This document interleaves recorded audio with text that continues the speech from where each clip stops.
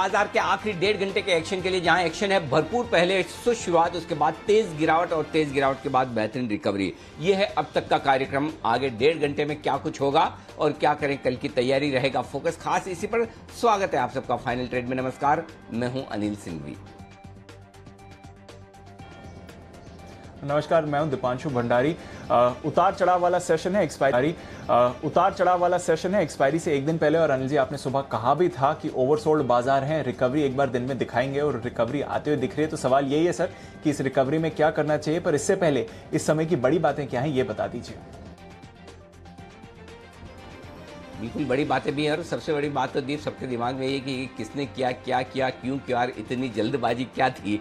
लेकिन फिलहाल इन सब पर करेंगे बातचीत। तो उससे पहले बता दें अब तक क्या कुछ हुआ है। तेज गिरावट निफ्टी में आज देखने को मिली है। अंदाजा नहीं था कि 15,500 के नजदीक एक ही सेशन में आज पहुंच जाएगा। रेंज बाउंड ट्रेड के विपरीत बाजार ने सबको चौंकाते हुए आज तेज गिरावट दिखाई और 15,500 के बेहद करीब पहुंचे हम। निफ्टी पर 15,513 का लो बनाया और वैसा ही तेज गिरावट का रुझान दिखा बैंक निफ्टी में भी 34,100 के करीब तक जाता हुआ नजर आया। लेकिन उसके बाद की कहानी फिर बेहतर होती दिखी है। वहां से 200 पॉइंट की शानदार रिकवरी निफ्टी में आई है। 400 पॉइंट से ज्यादा बैंक निफ्टी 500 पॉइंट निचले स्तरों से रिकवर होता हुआ दिखा है। तो इंट्राडे में तेज गिरावट और तेज रिकवरी, ये है अब तक की कहानी।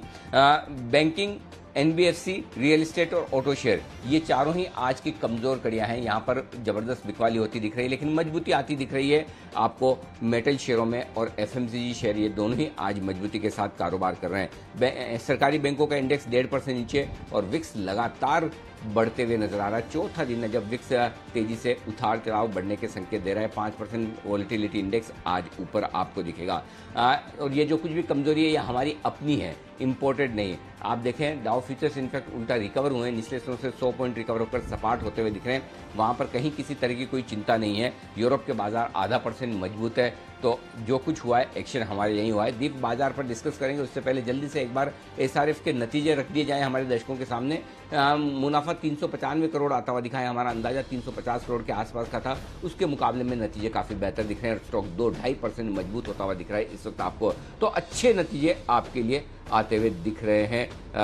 ये आपके लिए साफ साफ संकेत नतीजों के लिहाज से एसआरएफ में आते हुए दिख रहे हैं। उसमें तो पहला आपके लिए नतीजों का आंकड़ा एसआरएफ का 360 करोड़ के अनुमान के मुकाबले में 395 करोड़, आय 1545 करोड़ के मुकाबले में 2700 करोड़ की आती हुई दिख रही है। तो ये दो आंकड़े हैं जो दीप आपके सामने इस वक्त।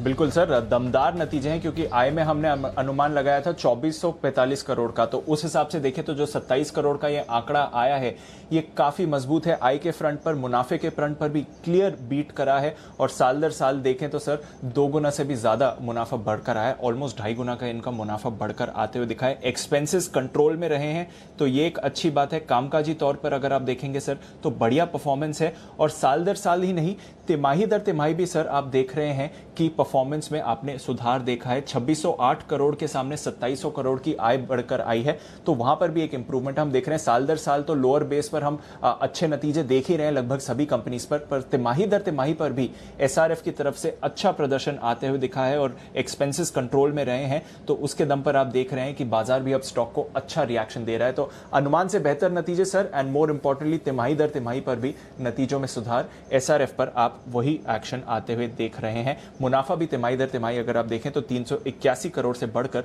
395 करोड़ का मुनाफा आते हुए दिख रहा है सर। तो नतीजे तो सर आते हुए दिख ही रहे हैं और अब बाजार भी पॉजिटिवली रिएक्ट कर रहे हैं। पर ये बाजार का एक्शन समझाएं सर, क्या चल रहा है आज? आपने कहा भी था कि निचले स्तरों से रिकवरी आएगी, ओवरसोल्ड बाजार है, बट गिरावट कुछ ज्यादा ही नहीं हो गई थी सर मॉर्निंग सेशन में? दीप बात सही है कि अंदाजा था कि निचले स्तरों से रिकवरी आएगी, लेकिन इतने निचले स्तर देखेंगे ये अंदाजा बिल्कुल भी नहीं था। लग रहा था कि रेंज बाउंड रहेंगे, ज्यादा से ज्यादा शायद 15,625 15,650 के आसपास गिरावट रुक जाए और वहां से हम रिकवरी कर लें। वर्स्ट केस सिनेरियो में 15,575 मैंने सोचा था, उसके नीचे तो बिल्कुल भी नहीं। और आज की ट्रेडिंग रेंज का जो हमने लंबा वाला जो रेंज होता है, बड़ा रेंज जो कभी कभार महीने में 2 दिन ही बाजार टेस्ट करता है, अदरवाइज तो जनरली मीडियम रेंज से काम चल जाता है। और इस तरह के रेंज बाउंड मार्केट में उस रेंज में भी 15,575 के नीचे की आशंका नहीं थी, लेकिन 15,500 के बेहद करीब पहुंचा। तो इंट्राडे बेसिस पर जिन लोगों की तेजी की पोजीशन थी उनके स्टॉप लॉसेस ट्रिगर हो चुके हैं। बैंक निफ्टी में भी 34,350 इंट्राडे का आपका स्टॉप लॉस था, वो ट्रिगर हो चुका है। तो स्टॉप लॉसेस आपके इंट्राडे बेसिस पर तो ट्रिगर हो चुके हैं। लेकिन मजे की बात जो है दीप, वो ये है कि लगातार बार बार ट्रेडिंग रेंज के लोअर एंड की तरफ जाने के बावजूद निफ्टी क्लोजिंग बेसिस पे अपनी ट्रेडिंग रेंज को तोड़ नहीं रहा है। ये इंटरेस्टिंग है। आज जरूरी है फ्रेश कमजोरी के लिए कि निफ्टी 15,575 के नीचे बंद हो, और अब जिस तरह की रिकवरी आई, हरे निशान में आने की कोशिश भी शायद बाजार करते हुए दिखे।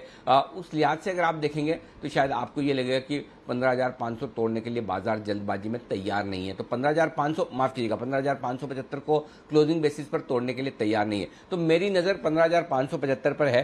फ्रेश कमजोरी तब होगी, जो दिन के लिए होनी थी वो तो हो गई। अगर 15,575 के नीचे आज हम बंद होते हैं तो हमें तेजी की पोजीशन कम करनी चाहिए। अदरवाइज अब भी हम रेंज बाउंड मार्केट में ही हैं, और इस रेंज बाउंड मार्केट में कभी कभार कोई ऐसा दिन आ सकता है जहां बाजार तेजी से आपको एक करेक्शन देते हुए नजर आए। बैंक निफ्टी का जहां तक सवाल है, 34,400 के नीचे अगर बंद होता है बैंक निफ्टी तो ही आपके लिए समस्या है, और तो ही फ्रेश कमजोरी के संकेत हैं। अगर 34,400 हम क्लोजिंग बेसिस पर होल्ड कर पाते हैं तो हम कमजोर तो हैं, लेकिन उतने खराब नहीं कि जितने कि आपको बिल्कुल ही मतलब टेंशन हो जाए, सारी पोजीशन आपको कम करनी पड़े। अभी भी हम खतरे के निशान से, मतलब वो कहते हैं कि मतलब पानी का बहाव तेज है, बाढ़ बहुत आ रही है, फ्लडिंग है, लेकिन खतरे के निशान से थोड़ा सा मतलब अभी भी हम ठीक है, वहां पर उसके ऊपर नहीं निकला है। तो खतरा है, लेकिन बिल्कुल डूब जाएं वैसा मामला तभी होगा जब 15,575 और 34,400 के नीचे बंद होते हुए दिखे बाजार। तो ये अब तक राहत की बात आपके लिए है।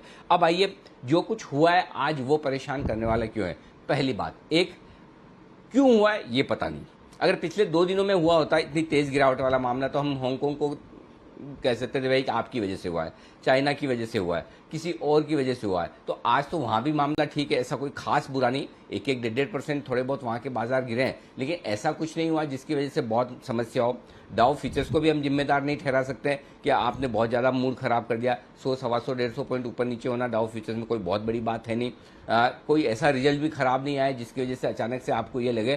तो आज के सेशन नहीं, आज एक्सपायरी का दिन भी है, वो भी कल है। अच्छा, प्लस वायदा कारोबार के डेटा के लिहाज से देखें तो पुट कॉल रेशियो साफ तौर पर ओवरसोल्ड है, और ओवरसोल्ड मार्केट में हम बात यही कर रहे थे कि आपको शॉर्ट कवरिंग तो दिखती है, अब तुरंत दिख जाए खुलते ही या निचले स्तरों से दिखे वो कहना थोड़ा सा मुश्किल होता है। तो आज तुरंत खुलने के बजाय निचले स्तरों से खुलती हुई दिखी, रिकवरी आती हुई दिखी है, जो अभी आपको मिली है 200 पॉइंट के।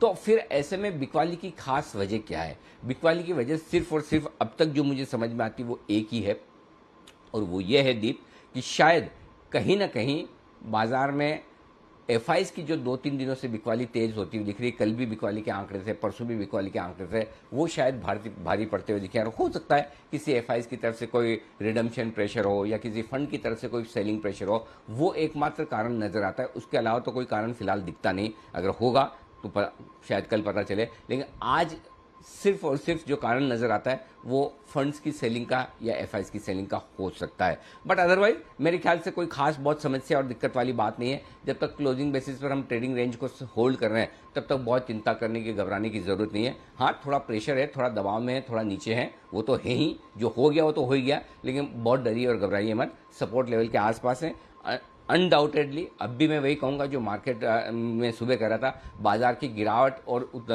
चढ़ने से डेटा नहीं बदलते। डेटा डेफिनेटली बाजार में बता रहे हैं कि ओवरसोल्ड मार्केट है, 100% है, और ओवरसोल्ड मार्केट होने की वजह से, जिस वजह से गिरे, बिना किसी वजह से गिरे और बिना किसी वजह से 200 पॉइंट की रिकवरी भी आपको इसी वजह से निफ्टी में आती हुई दिखी है। तो ये वॉलेटिलिटी रहेगी। जिस तरह से 4 दिनों से विक्स आपको थोड़ा उतार चढ़ाव के संकेत दे रहा था, कभी न कभी किसी दिन तो रेंज से बाहर निकलने की बाजार कोशिश करते हुए दिखता है। अनएक्सपेक्टेड यही है कि आज कोई ऐसा एक्सटर्नल ट्रिगर नहीं था जिसकी वजह से हम ये सोचे कि बाजार रेंज से बाहर निकलने का प्रयास करेगा। लेकिन यही मार्केट की खूबसूरती और खासियत है, और यही वजह है कि मार्केट को 100% कभी भी परफेक्शन के साथ प्रेडिक्ट नहीं किया जा सकता। ये अनिश्चितता हमेशा रहती है बाजार में, जो आज हमने सबने देखी है। जी बिल्कुल सर। तो थोड़ा बाजार एक बड़ी मूव के लिए तैयार हो रहे थे, बट जैसा अनिल जी आप कह रहे हैं कि क्लोजिंग बेसिस पर निफ्टी अपने सारे लेवल्स रिस्पेक्ट करते हुए दिख रहा है और एक बार फिर से आप देखिए 15,700 के करीब आने की कोशिश निफ्टी इस समय कर रहा है। तो आइए देखते हैं, आखिरी 1.5 घंटा काफी एक्साइटिंग होने वाला है, इस एक्शन को आगे बढ़ाते हैं। कई नतीजे आते हुए दिख रहे हैं, इन पर भी हमारे एक्सपर्ट्स की राय लेंगे। उससे पहले आने वाले कुछ इवेंट्स और साथ ही खबरों वाले शेयर्स, इस पर डालते हैं नजर। मानसी और वरुण तैयार हैं। मानसी बताएं कौन से इवेंट्स पर है नजर। Good afternoon Deepanshu. Nifty space में मारुति सुजुकी नेस्ले के नंबर्स, वायदा बाजार में एमजीएल, यूनाइटेड ब्रूवरीज और फाइजर पर फोकस रहेगा। महिंद्रा लाइफ ट्रिगर्स के लिहाज से नजर रखें, नतीजे तो हैं ही, साथ ही बोनस शेयर इशू करने पर भी बोर्ड बैठक होगी। साथ ही यूएस फेड का ब्याज दरों पर जो फैसला आएगा उस पर हमारा फोकस है। कल गुरुवार के दिन निफ्टी स्पेस में टेक महिंद्रा और वायदा बाजार में Colgate, Concord, Deepak nitrite, Indus tower, LIC housing finance, TVS motor, PVR, Raymond, लंबी लिस्ट है जो नतीजे आते हुए दिखेंगे। जुलाई सीरीज की कल एक्सपायरी होती हुई दिखेगी। ग्लेनमार्क लाइफ साइंसेज का आईपीओ कल बंद हो जाएगा। प्राइस बैंड 695 से 720 पर शेयर है। तत्व चिंतन फार्मा की लिस्टिंग कल होने जा रही है। इसका प्राइस बैंड 1073 से 1083 रुपए प्रति शेयर का है।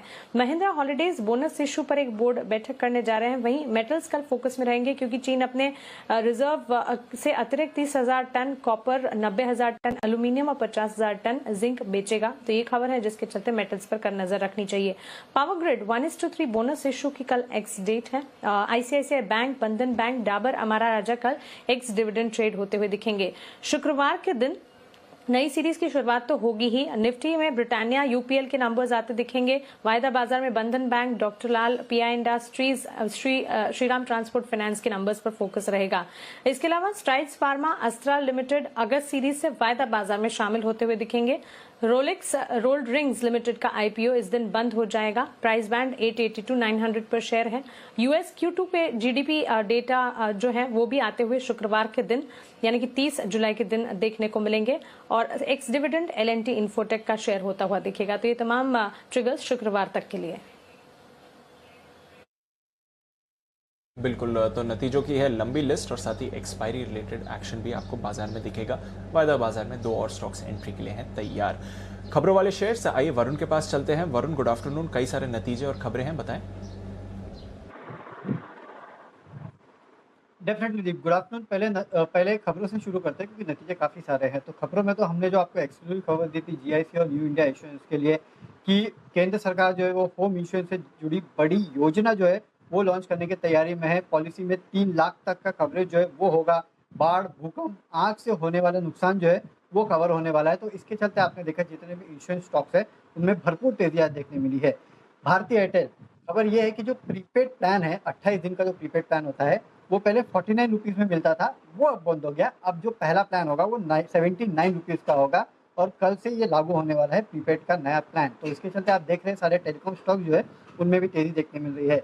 शिल्पा मेडिकेयर, WHO से एक दवा के लिए इस कंपनी को मंजूरी मिली है। सेनोफी इंडिया न्यूट्रास्यूटिकल का कारोबार जो है वो बेचने के लिए मंजूरी मिली है। सोनाटा सॉफ्टवेयर, यूएस की कंपनी एनोकेयर में 100% हिस्सा जो है वो ये कंपनी खरीद रही है। अब आते हैं नतीजों पे। आईडीबीआई बैंक, मुनाफा 140 करोड़ से बढ़ के 603 करोड़ पे आया है। एनआई जो है 1772 करोड़ से बढ़ के 2509 करोड़ पे आई है और ग्रॉस एनपीए जो है 22.4% से बढ़ के 22.7% पे। धनलक्ष्मी बैंक, मुनाफा 6 करोड़ से बढ़ के 7 करोड़ पे आया है। ग्रॉस एनपीएस 9.23% से बढ़ के 9.27%। हेरिटेज फूड, मुनाफा 96 करोड़ से घटकर 30 करोड़ के आसपास आया है। लेकिन इसके साथ साथ एक अनाउंसमेंट भी आया है, इस कंपनी के अब नए सीईओ होंगे श्रीदीप नायर केसावन। ये दरअसल इसके पहले कोको कोला के भी रह चुके हैं, तो एक नया नाम जो है वो इस कंपनी के साथ अब जुड़ गया है। टीम लीज, कंसोलिडेटेड मुनाफा 17 करोड़ से बढ़कर 27 करोड़ पे आया है, तो नंबर अच्छे लग रहे हैं। मार्जिन जो है बिना बदले 2.1% पे बरकरार है। गेटवे डिस्ट्रिक्ट पार्क, मुनाफा 11.5 करोड़ से बढ़ के 44 करोड़। रेडिको कहतान 45 करोड़ से बढ़ के मुनाफा जो है करीब 60 करोड़ के आसपास आया है। एम्बेसी ऑफिस रीट, मुनाफा 204 करोड़ से बढ़ के 205 करोड़, ऑलमोस्ट फ्लैट है। एप्कोटेक्स घाटे से मुनाफे में आई है, 7 करोड़ के घाटे के मुकाबले 22 करोड़ का मुनाफा कंपनी ने किया है। वेल्सपन इंडिया, मुनाफा 49 करोड़ से बढ़ के 218 करोड़ पे आया है। मार्जिन भी 19.6% से बढ़ के 20.6% पे आए हैं। सेंट्रल बैंक, मुनाफा 140 करोड़ से बढ़ के 206 करोड़ और एनपीएस जो है वहाँ पे 16.6% से घट के 15.9% पे आए हैं। और सबसे आखिरी में इक्विटास होल्डिंग में 19 लाख शेयर्स का बड़े सौदे हुए हैं 130 के भाव पे। ओके, तो ये है आपके लिए तमाम वो खबरें और तमाम रिजल्ट्स भी आपके सामने। टाटा कॉफी, इसके नतीजे आपकी स्क्रीन पर फ्लैश होते हुए दिख रहे हैं। आय 588 करोड़ से घटकर 533 करोड़ आती हुई दिखी है टाटा कॉफी की, तो आय में थोड़ी सी कमी आती हुई दिखी है टाटा, और मुनाफा 36 करोड़ से घटकर 29 करोड़ के आसपास। स्टॉक 2% नीचे 230 के आसपास ट्रेड करता हुआ दिखा है। तो ये है टाटा कॉफी का आपका रिजल्ट आपकी स्क्रीन पर। आइए बढ़ते आगे, जय ठक्कर है तैयार, वक्त है जय के जैकपॉट का।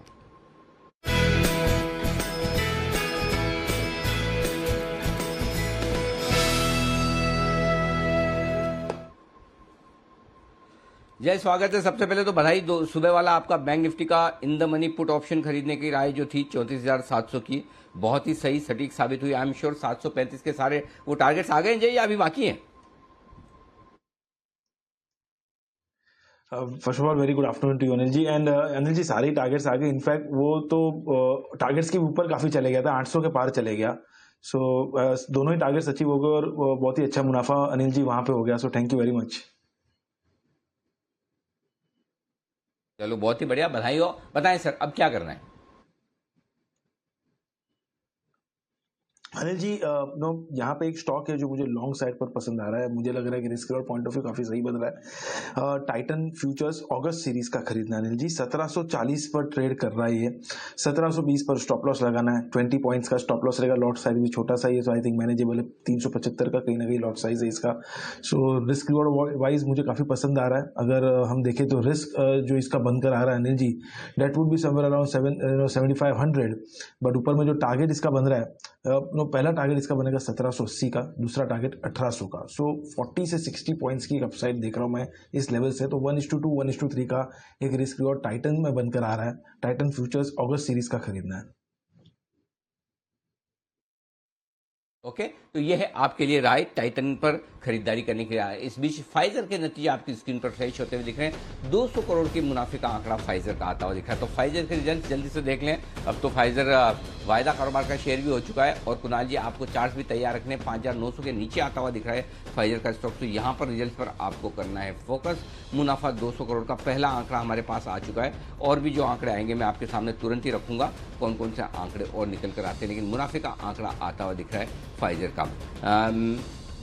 ये है आज का एक और रिजल्ट आपकी स्क्रीन पर फ्लैश होता हुआ दिखेगा इस वक्त। तो फाइजर के रिजल्ट्स आपकी स्क्रीन पर आते हुए नजर आ रहे हैं। 200 करोड़ के मुनाफे का आंकड़ा है। आय और बाकी आंकड़े, दीप अगर कुछ आपकी नज़र में पड़ रहे हैं तो बताएं, और कौन से आंकड़े आए हैं फाइजर को लेकर? बिल्कुल अनिल जी, मेरी भी बस वहीं पर नज़र पड़ती हुई दिख रही है। तो मुनाफे का फिगर तो सर 200 करोड़ का आपके लिए आते हुए दिख रहा है। आय की बात करें तो 750 करोड़ की आय आई है, और बढ़िया बढ़त देखिए सर, साल दर साल देखें तो 515 करोड़ से बढ़कर 750 करोड़ रुपए की आय आई है। और तिमाही दर तिमाही भी अगर आप देखें तो 535 करोड़ से बढ़कर 750 करोड़ की आय आती हुई दिखी है। तो साल दर साल, तिमाही दर तिमाही, दोनों में ही आय में आपने अच्छी बढ़त देखी है। मुनाफे की भी बात करें तो तिमाही दर तिमाही मुनाफा ऑलमोस्ट डबल हो गया है। 106 करोड़ के सामने 200 करोड़ का मुनाफा आया है। और साल दर साल की भी बात करें तो 122 करोड़ के सामने मुनाफा बढ़कर 200 करोड़ आया है। तो on the face of it sir नतीजे अच्छे दिख रहे हैं अगर आप साल दर साल और तिमाही दर तिमाही दोनों का कंपैरिजन करते हैं। तो जहां तक कामकाजी तौर पर बात है तो एक्सपेंसेस थोड़ा यहां पर ज्यादा बढ़कर आए हैं। जिस तरह से सेल्स भी इनकी बढ़ी हैं वो थोड़ा एक फैक्टर आपको आते हुए दिखा है। But on an overall basis sir अच्छे ही नतीजे इनको आते हुए दिख रहे हैं। एम्प्लॉय एक्सपेंसेस पिछले 2 क्वार्टर से थोड़े हाई हैं, क्योंकि फार्मा कंपनीज में हमने देखा है कि हायरिंग भी थोड़ी ज्यादा होती हुई दिखी है। बट ओवरऑल नतीजे अच्छे दिख रहे हैं on the face of it. At least first cut तो सर फाइजर का जिस हिसाब से बाकी कंपनीज के नतीजे आए हैं, यहां पर फाइजर के नतीजे अच्छे आते हुए दिख रहे हैं अनिल जी। ओके, फाइजर के अच्छे रिजल्ट्स दिख रहे हैं on the face of it, बिल्कुल अच्छे दिख रहे हैं, इसमें कोई डाउट नहीं। ये चार्ट्स पर अच्छे दिख रहे हैं, दिख रहा है फाइजर। कुणाल जी बताइए।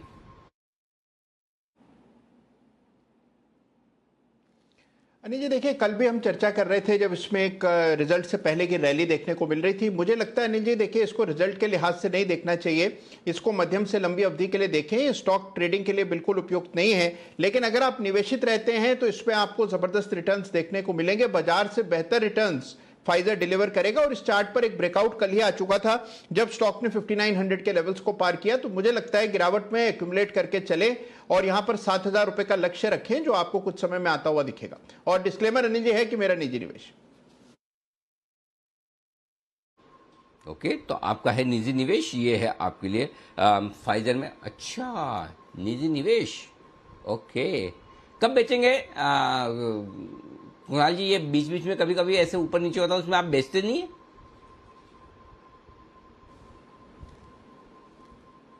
नहीं अनिल जी, देखिए मैंने बहुत स्पष्ट रणनीति बना रखी है। एक अनिल जी चार्ल्स डार्विन थे, उन्होंने एक मंत्र दिया था, सर्वाइवल ऑफ द फिटेस्ट। हाँ, ओके। मतलब क्या है इसका हिंदी में मतलब बताओ आप तो। मैं तो अनिल जी बस वही मंत्र लगाना है कि देखिए अगर फिट है तो पोर्टफोलियो में रहेगा, फिट नहीं है तो पोर्टफोलियो के बाहर हो जाएगा। ओके, तो चलिए, फाइजर है फिट और पोर्टफोलियो में है सुपरहिट। ये है राय आपके लिए कुणाल जी की तरफ से। सारे अच्छे अच्छे स्टॉक जब भी पूछो, सारे अच्छे स्टॉक कुणाल जी के इसमें निकल कर आ जाते हैं, कहीं कहीं से कहीं कहीं से। चलिए कोई बात नहीं, तो अच्छी बात है, कुणाल जी के स्टॉक कमाल करते हुए दिख ही रहे हैं, उसमें कोई डाउट नहीं। कुछ मुझे इशारा कर रहे थे बंसल जी बिगुल के लिए, या फिर कुछ कहना चाहते हैं? नहीं अनिल जी, मेरा एक सवाल है आपसे और कुणाल जी दोनों से। पूछिए पूछिए। देखिए अनिल जी, फाइजर के शेयर होल्डर को क्या, जब फाइजर की वैक्सीन हिंदुस्तान में आएगी तो उसमें कुछ प्रायोरिटी मिलेगी या डिस्काउंट मिलेगा, ऐसा कुछ है? जैसे वंस अपॉन अ टाइम हमारे यहाँ जैसे बाटा भी शेयर होल्डर को वो शूज के लिए कूपन वूपन मिलते थे, तो फाइजर में कुछ इस तरीके का शेयर होल्डर को कुछ मिलेगा क्या? आपकी नॉलेज में है, कुणाल जी की नॉलेज में है? अगर है तो अनिल जी मैं भी शेयर खरीद लूं। शेयर तो आप खरीद लो, मिले न मिले आपको कुछ न कुछ पैसा जरूर बन जाएगा। शेयर खरीद लेने का तो कुणाल जी को देख के ही आप खरीद सकते हैं। आइए बढ़ते आगे, आशु सर से भी मार्केट का व्यू लेंगे। उससे पहले एक बिगुल सच्चिदानंद उत्तेकर के लिए, सचिन जी के लिए BTST का।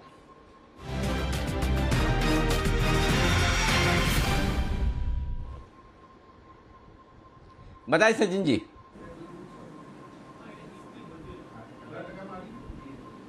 में हमने मेट्रोपोलिस पे एक लॉन्ग ट्रेड इनिशिएट किया था, जिसके टारगेट्स इमीडिएटली आ चुके थे 2960 के आसपास। एंड दूसरा टारगेट मुझे लग रहा है अभी वो भी अभी तक ओपन है, विच इज अराउंड 3050। सो खरीदारी करनी है मेट्रोपोलिस इस पर्टिकुलर फ्यूचर्स में, जो लगभग अभी अराउंड 2930 के आसपास ट्रेड कर रहा है। स्टॉप लॉस आपको लगाना है अराउंड 2895 का, एंड ये पोजीशन आपको 1 से 2 दिनों के लिए होल्ड करनी है। टारगेट ऑन दी अपसाइड होगा 3050 का। ओके, 3050 के टारगेट के लिए करनी है खरीदारी आपको मेट्रोपोलिस में। ये है राय सचिन जी की तरफ से। आइए आशु सर भी हमारे साथ तैयार है। आशु सर, क्या आज बाजार ने रेंज से टूटने के संकेत दे दिए नीचे की तरफ, या अभी और इंतजार करना है? अभी भी रेंज में ही फंसे हुए हैं या टूट गए आज?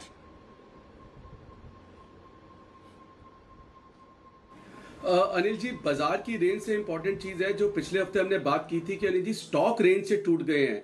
16,000 या 16,100 आता है या नहीं आता है, या 16,200 आता है, वो इंपॉर्टेंट नहीं था अनिल जी, और अभी भी नहीं है। बाजार में स्टॉक्स अनिल जी सारे डिस्ट्रीब्यूशन हुए हैं। मैं आपको पिछली बार भी बोल रहा था कि जिस तरह का हाई होप्स है, ऑल टाइम हाई होप्स है और मोमेंटम टूटा हुआ है, जिस तरह का ऑल टाइम हाई पार्टिसिपेशन है, जिस तरह का वे ऑफ लाइफ बन गया बाय ऑन डिप्स, ये कंफर्टिंग साइन नहीं है। 80% of my data points were staring at correction. और मैं अभी भी बोल रहा हूं अनिल जी, 10 में से पिछले 10 एंट्री में से 9 स्टॉक हर क्लाइंट के या हर के पोर्टफोलियो बनते जा रहे हैं। और ये पोर्टफोलियो डिजाइन बाय डिजाइन नहीं है, बाय डिफॉल्ट है, क्योंकि वो बनता जा रहा है। अनिल जी, मैं अभी भी बोल रहा हूं कि एग्जिट कर लीजिए। जो शांति से बैठेगा, जो जैसे कहते हैं कि डरना नहीं है घबराना नहीं है, ये नेगेटिव वाला डरना घबराना है। डर के आगे जीत होगी। आप खाली हाथ होंगे या बहुत कम पोजीशन में होंगे या स्प्रेड्स के साथ होंगे तो आपको बहुत मौके मिलेंगे। अनिल जी, स्टॉक बिक नहीं रहे हैं मार्केट में। अगर और मैंने अनिल जी आपको ध्यान में एक स्पेशल वर्ड बोला था, ये जो ऊपर बीच बीच में अपसाइड हो रही है, ये शक्कर रैली है अनिल जी। शक्कर रैली और फंसाने के लिए आती है।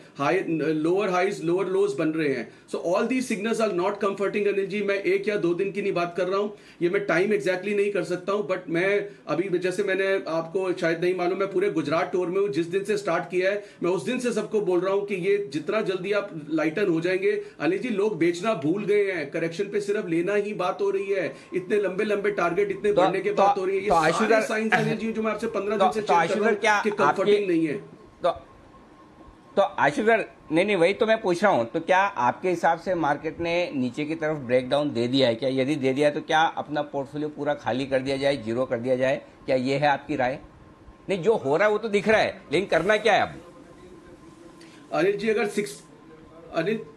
अनिल जी 60-70% पोर्टफोलियो भी अगर आप खाली कर देंगे तो कुछ मुझे नहीं लगता कुछ मिस कर जाएंगे अगले 2 महीने में भी आप। अनिल जी मुझे सबसे इंपॉर्टेंट चीज है अनिल जी के क्या चीज बहुत बढ़ जाएगी, क्या मैं कुछ मिस कर जाऊंगा? मैं नहीं मिस करूंगा, मुझे अपॉर्चुनिटी जरूर मिलेंगी। एग्जिट किस में मिला अनिल जी? डीएलएफ में मिला है, आईटी के कुछ स्टॉक्स के अंदर मिला है। आप ये देखिए अनिल जी, जुलाई में मैंने कहा था कि contrary to the popular expectation July would be a month of correction. जुलाई के अंदर मतलब आप बिलीव नहीं करेंगे कि लोग मतलब अनिल जी सारे पॉपुलर स्टॉक्स में लोग फंसते जाने। और एक चीज अनिल जी मैं और आपको बहुत इंपॉर्टेंट बताता हूं, जो टाटा मोटर और डॉक्टर रेड्डी के साथ हुआ अनिल जी, अब इन लेवल्स पे जब भी कुछ ऐसी न्यूज आएंगी स्टॉक करेक्ट नहीं करेंगे, एक्सीडेंट्स होंगे। Now it is a time for accident और हम ढूंढते रह जाएंगे क्या हो गया क्या हो गया क्या हो गया। तो इसके चलते अनिल जी बच के रहना बहुत जरूरी है। और इसके साथ अनिल जी मेरे पास 2 स्टॉक्स की बात करनी है मुझे ऑगस्ट सीरीज की, और मैं पिछले 10 स्प्रेड जो अनिल जी हमारे जुलाई के थे उसमें से 7 प्रॉफिट में गए हैं। मैं प्रॉफिट वालों का नाम नहीं लूंगा, जो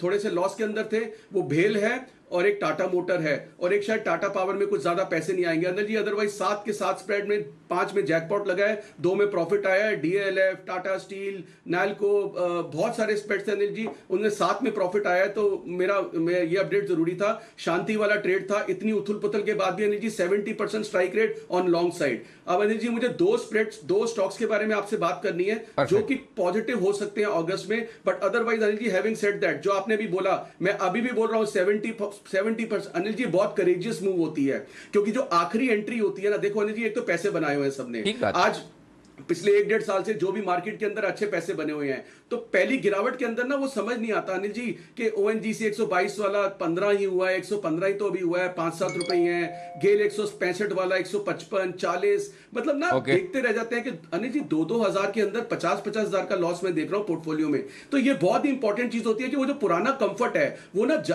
वो अपना माल बुक नहीं करने देता कि मेरी लास्ट एंट्री है, कोई ज्यादा लॉस नहीं है। पर अनिल जी वो लॉस भी लॉस है, मैं कह रहा हूं बुक करके बैठ जाइए, कुछ फर्क नहीं पड़ता।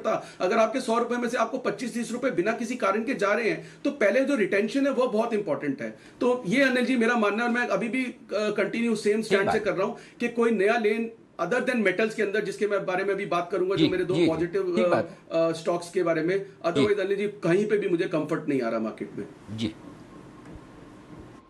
ठीक बात है, कोई दिक्कत नहीं। वो तो मार्केट में दोनों तरह के व्यू होने जरूरी है। अगर आशीष सर नहीं हो गया तो होंगे तो बेचेगा कौन, और बाकी सब लोग नहीं होंगे तो आशीष सर बेचेंगे किसको?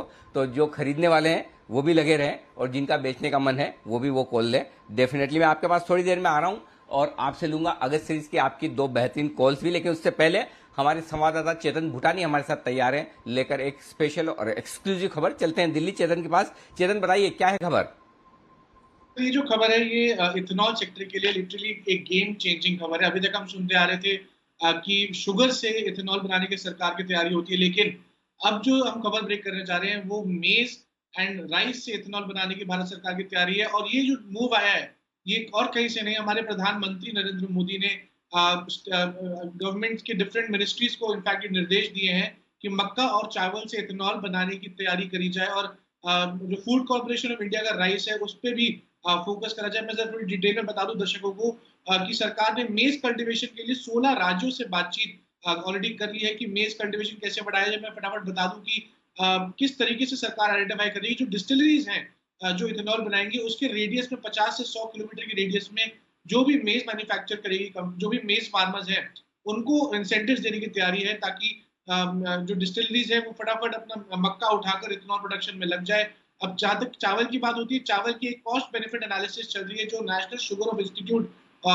इंस्टीट्यूट जो है वो पूरा कर रहा है, और उस पर भी एक फाइनेंशियल इंसेंटिव्स देने की बातचीत है। इनफैक्ट पीएम मोदी ने ये भी बताया कि कॉस्ट बेनिफिट एनालिसिस जो होता है, जो जिससे चावल मिलेगा उसका किस तरीके से होना चाहिए ताकि जल्द से जल्द डिस्टिलरी में और इथेनॉल ब्लेंडिंग प्रोग्राम में भारत सरकार इथेनॉल और मेज को लेके आ सके। मैं एक और चीज अपने दर्शकों को बता दूं कि सरकार ने इनफैक्ट पीएम मोदी ने समीक्षा बैठक में ये भी बताया कि मक्का और चावल एक ऐसी चीज है क्योंकि मक्का में बहुत ज्यादा भारत में इनफैक्ट बहुत ज्यादा ओवर ग्रोइंग है, तो मक्का को किस तरीके से इस्तेमाल किया जाता है। तो डेफिनेटली जो डोमेस्टिक कंपनीज है जैसे Gujarat Amul export limited, KRBL, LT foods, ये 2 से 3 कंपनीज जो काफी बेनिफिशियल में रहेंगी, और स्पेशली जो 50 टू 100 किलोमीटर रेडियस में डिस्टिलरी है, उनके किसानों को भी अगर इंसेंटिवाइज किया जाता तभी भी बहुत ज्यादा फायदा राइस एंड मक्का उगाने वाली कंपनियों को डेफिनेटली होगा। ओके, तो ये है बड़ी खबर, और ये खबर सारे चावल उत्पादन करने वाले और शुगर कंपनियों के लिए नेगेटिव खबर है। इसे ध्यान से सुनिएगा, ये एक नेगेटिव खबर है। जो लोग है ना नहीं पढ़ रहे हैं, उसे ऊपर का टाइटल एक बार पढ़ लेना चाहिए। जो चावल उगाने और बेचने वाली कंपनियां हैं उनके लिए नेगेटिव खबर है, क्योंकि अगर चावल का और मक्के का जो कुछ भी प्रोडक्शन है उसका इस्तेमाल अगर इथेनॉल बनाने में किया जाएगा तो इन कंपनियों के लिए सप्लाई कम हो जाएगी। इनके लिए चावल रॉ मटेरियल है, ये चावल खरीदते हैं और चावल एक्सपोर्ट करते हैं या दूसरों को बेचते हैं, तो इन्हें महंगा चावल खरीदना पड़ेगा। तो खाली स्टॉक का नाम देखकर कोई भी ट्रेड न करें, पहले खबर को समझे, देखें समझे खबर है क्या। दूसरा, ये शुगर कंपनियों के लिए भी नेगेटिव खबर है। क्यों है? क्योंकि अब तक गन्ने का सबसे ज़्यादा इस्तेमाल होता है, शुगर से इथेनॉल बना, जब शुगर बनती तो उसमें से इथेनॉल बनता है। तो अगर सरकार ये सोचती कि भाई नहीं, शुगर के बजाय अनाज से भी इथेनॉल बनना चाहिए, ग्रेन से भी, मेरे ख्याल से एक भटिंडा केमिकल एक कंपनी है एकमात्र अब तक जो मुझे पता है, एक आध और कोई कंपनी ग्रेन से इथेनॉल बनाने की कोशिश कर रही, रेणुका शुगर है शायद। तो 2 कंपनियां हैं, इसके अलावा सारी कंपनियां जो इथेनॉल बनाती है वो शुगर से बनाती है, गन्ने से बनाती है। तो गन्ने से अगर इथेनॉल के बजाय दूसरे से इथेनॉल बनाया जाएगा तो गन्ना कंपनियों के लिए, शुगर कंपनियों के लिए भी ये नेगेटिव खबर है। तो बेसिकली सरकार का इरादा है कि ज़्यादा से ज़्यादा इथेनॉल प्रोड्यूस किया जाए, और वो इथेनॉल प्रोड्यूस करने के लिए उनको दूसरे तरह के प्रोडक्ट्स, दूसरे तरह की क्रॉप उसकी ज़रूरत है। तो मक्का और चावल से भी ऑप्शन ढूंढे जा रहे हैं उससे इथेनॉल बनाया जा सके। हाँ, खाली इथेनॉल से जुड़े हुए स्टॉक, प्राज इंडस्ट्री जैसे शेयर, उनके लिए ये पॉजिटिव ज़रूर हो सकती है, लेकिन बाकी के लिए कहीं कोई चिंता की बात नहीं है। आइए बढ़ते आगे, और वक्त है 2:30 बजे का। सेठी साहब है हमारे साथ तैयार, सदाबहार सेठी साहब की short term pics.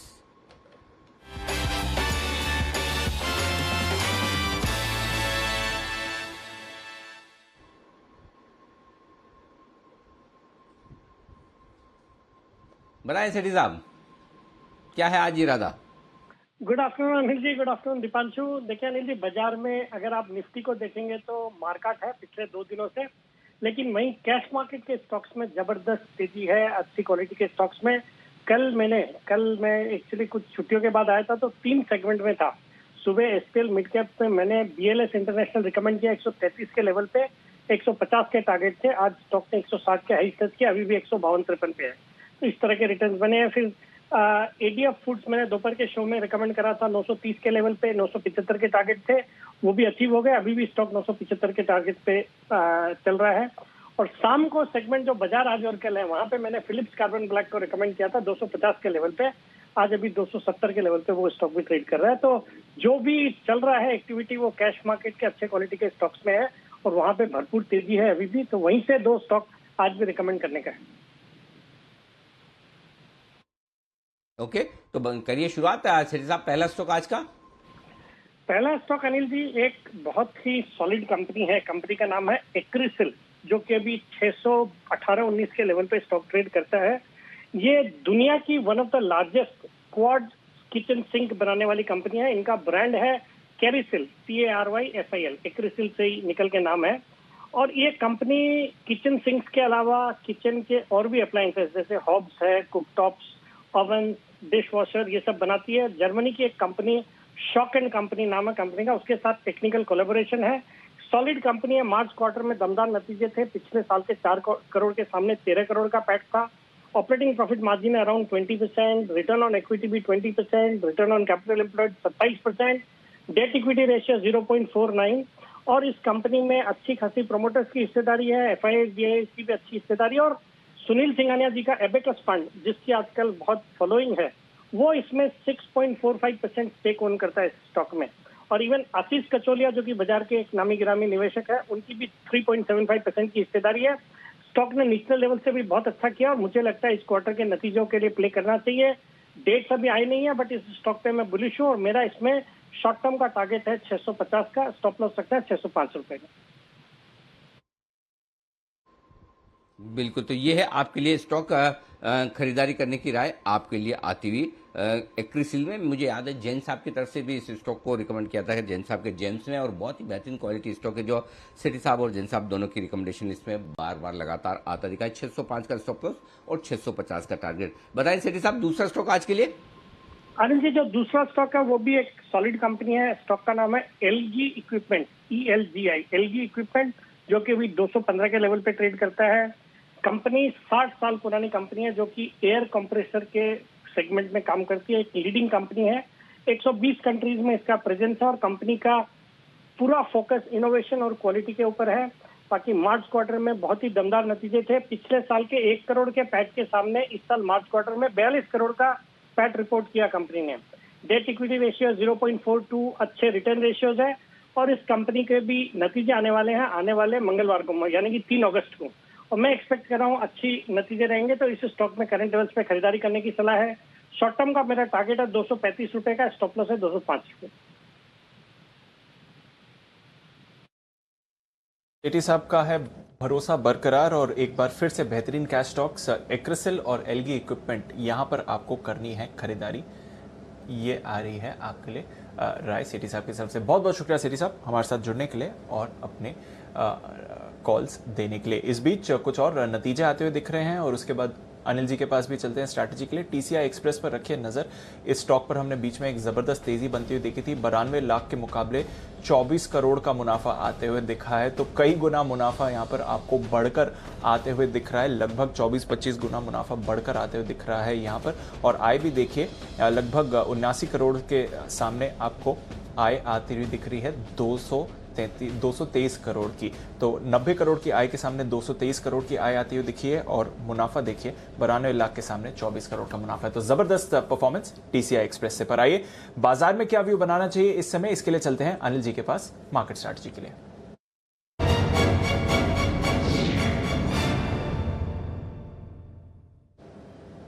Sir, Dow futures पूरी तरह से रिकवर होकर अब फ्लैट हो गए हैं। बढ़िया रिकवरी है, 34,950 के लेवल पर डाउ फ्यूचर्स आ गए हैं। नैस्डैक फ्यूचर्स अब पॉजिटिव टेरिटरी में आपको आते हुए दिख रहे हैं। साथ ही यूरोप के बाजारों में पॉजिटिव ट्रेड होते हुए दिख रहा है। फ्रांस 0.5% ऊपर है, यूके और जर्मनी भी पॉजिटिव टेरिटरी में है।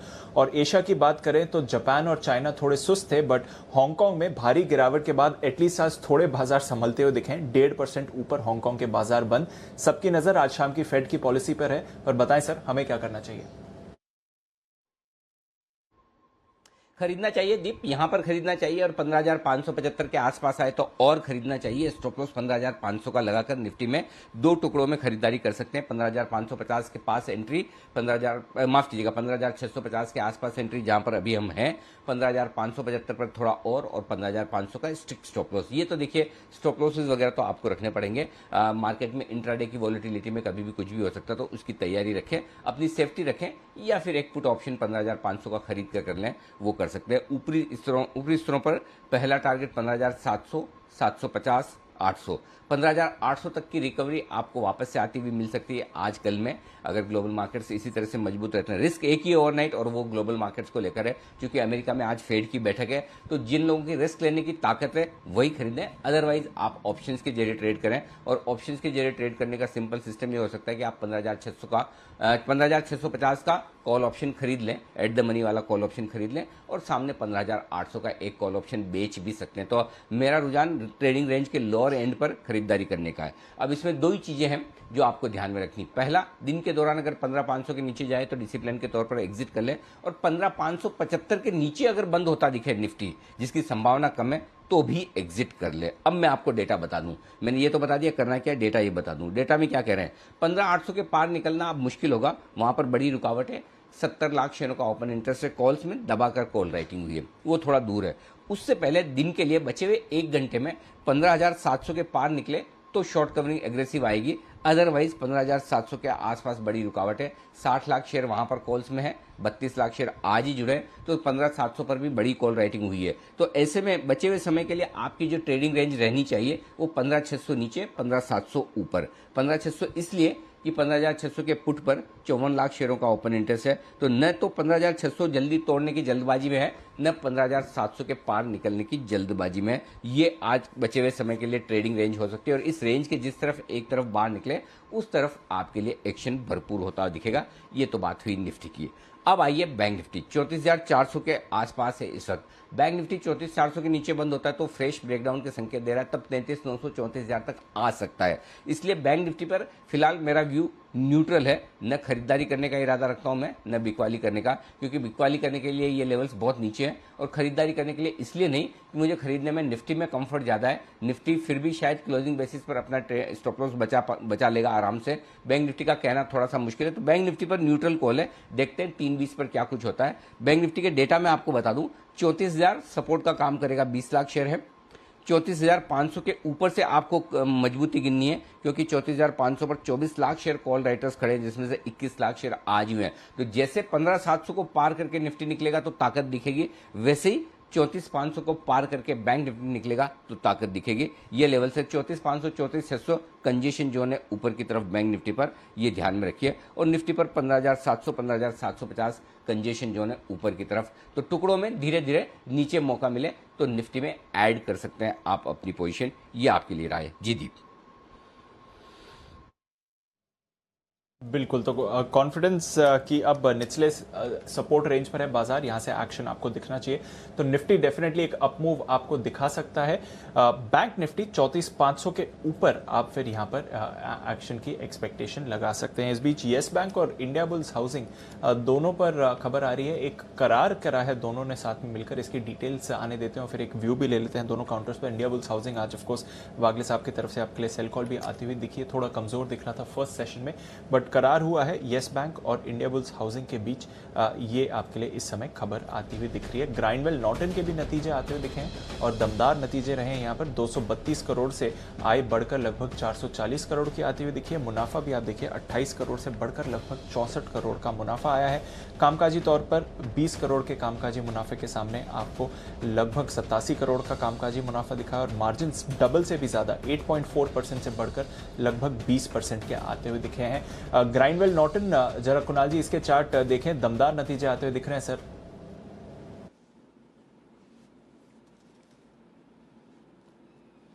देखिए, जबरदस्त कंपनी है दीपांशु, लगातार हम लोग इस पर खरीदारी की राय दे चुके हैं बहुत बार पहले भी, और बहुत शानदार कंपनी है। लेकिन अगेन जैसे अभी फाइजर की बात कर रहे थे, इसमें भी ट्रेडिंग ना करें, निवेश करें, मध्यम से लंबी अवधि के लिए रखें। स्टॉक भी 1600 को पार करेगा, तो हर गिरावट पे हमारी एक्यूमुलेट करके होल्ड करने की राय।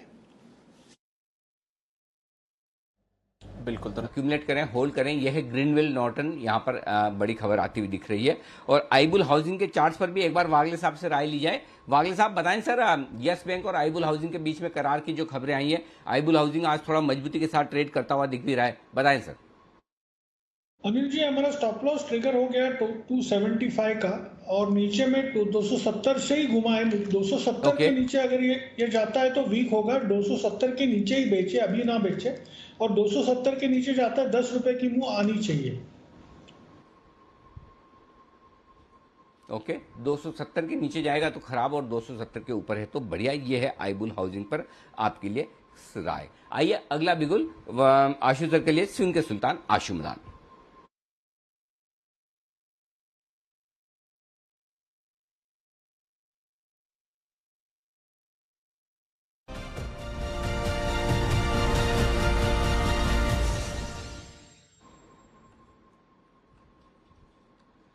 बताएं आशु सर, आपकी स्ट्रेटेजीज जो आप स्प्रेड देना चाहते थे, बताएं सर।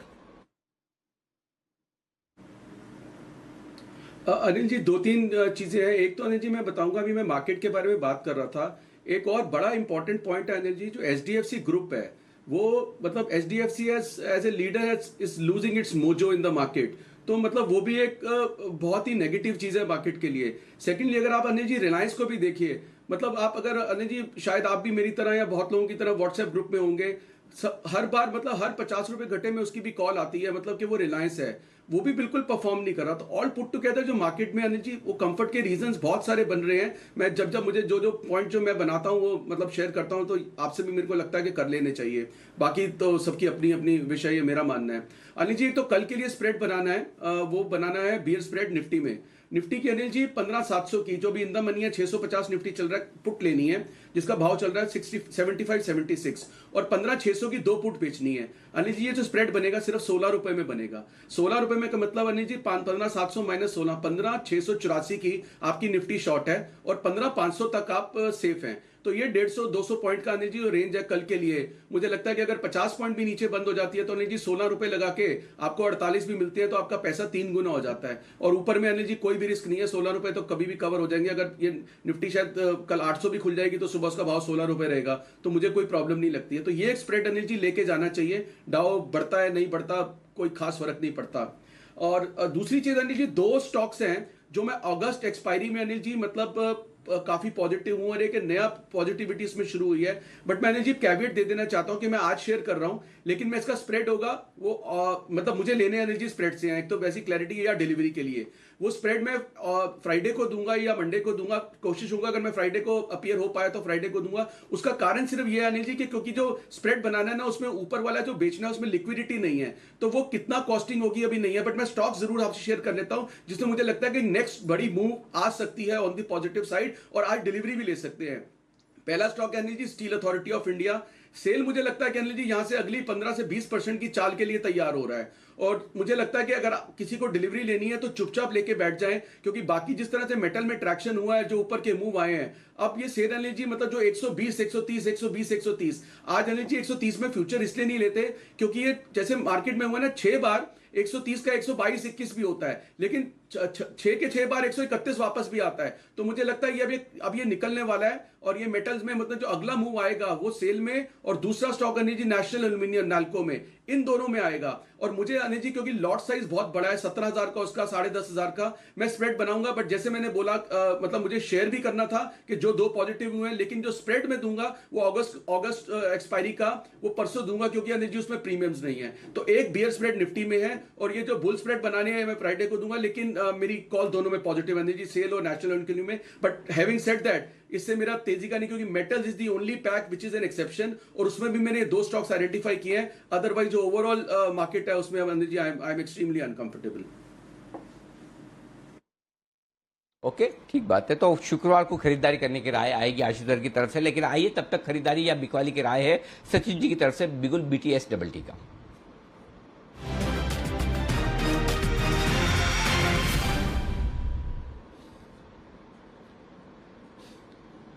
बताएं सर।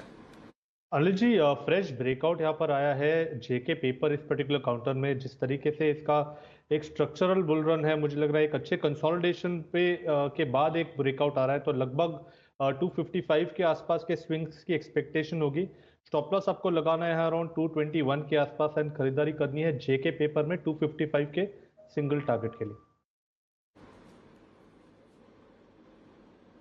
ओके, तो जेके पेपर ये है वो स्टॉक जहां पर खरीदारी करने की राय आती हुई दिख रही। 235 रुपए के आसपास स्टॉक ट्रेड कर रहा है।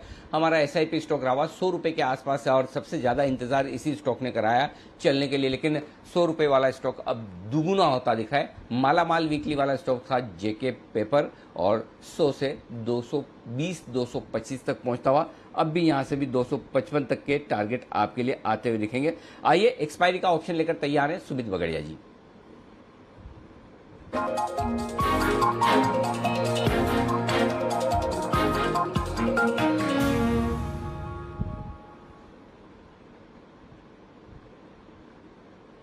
बनाए सुमित जी। अनिल जी, मेरे पास एक स्टॉक है और एक एक्सपायरी ऑप्शन है, तो पहले मैं स्टॉक का बात कर लेता हूँ। मेरे को अभी यहाँ पे जो स्टॉक अच्छा दिख रहा है उसका भाव चल रहा है 460, और ये टेक्सटाइल वाले स्टॉक्स के अंदर मोमेंटम बिल्डअप हो रहा है। तो स्टॉक का नाम है रेमंड। रेमंड के अंदर अब यहाँ से ऊपर का मूव देखने को मिलना चाहिए। रेमंड पिछले 3-4 दिनों की गिरावट के बाद अब जस्ट अपसाइड मूव रिज्यूम कर रहा है। यहाँ से ऊपर में जो इमीडिएट मेरे को आने वाले दिनों में टारगेट दिखते हैं वो है 480, और उसके बाद 500 रुपए तक के लेवल भी रेमंड के अंदर देखने को मिल सकते हैं। तो 440 441 के स्टॉप लॉस से रेमंड में खरीदारी करके चलने का सलाह रहेगा। 480 से 500 रुपए तक के टारगेट, हफ्ते से 10 दिन का व्यू लेके काम करें, रेमंड में खरीदारी करें।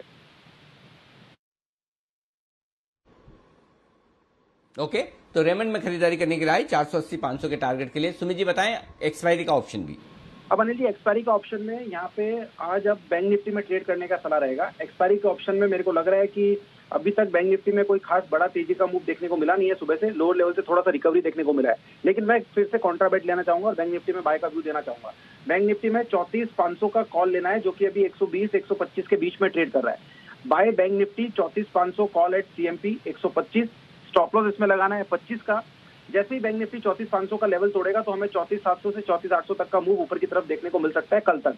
तो ऐसा होने पे इस कॉल का टारगेट रहेगा ऊपर में 225 और 300 रुपए।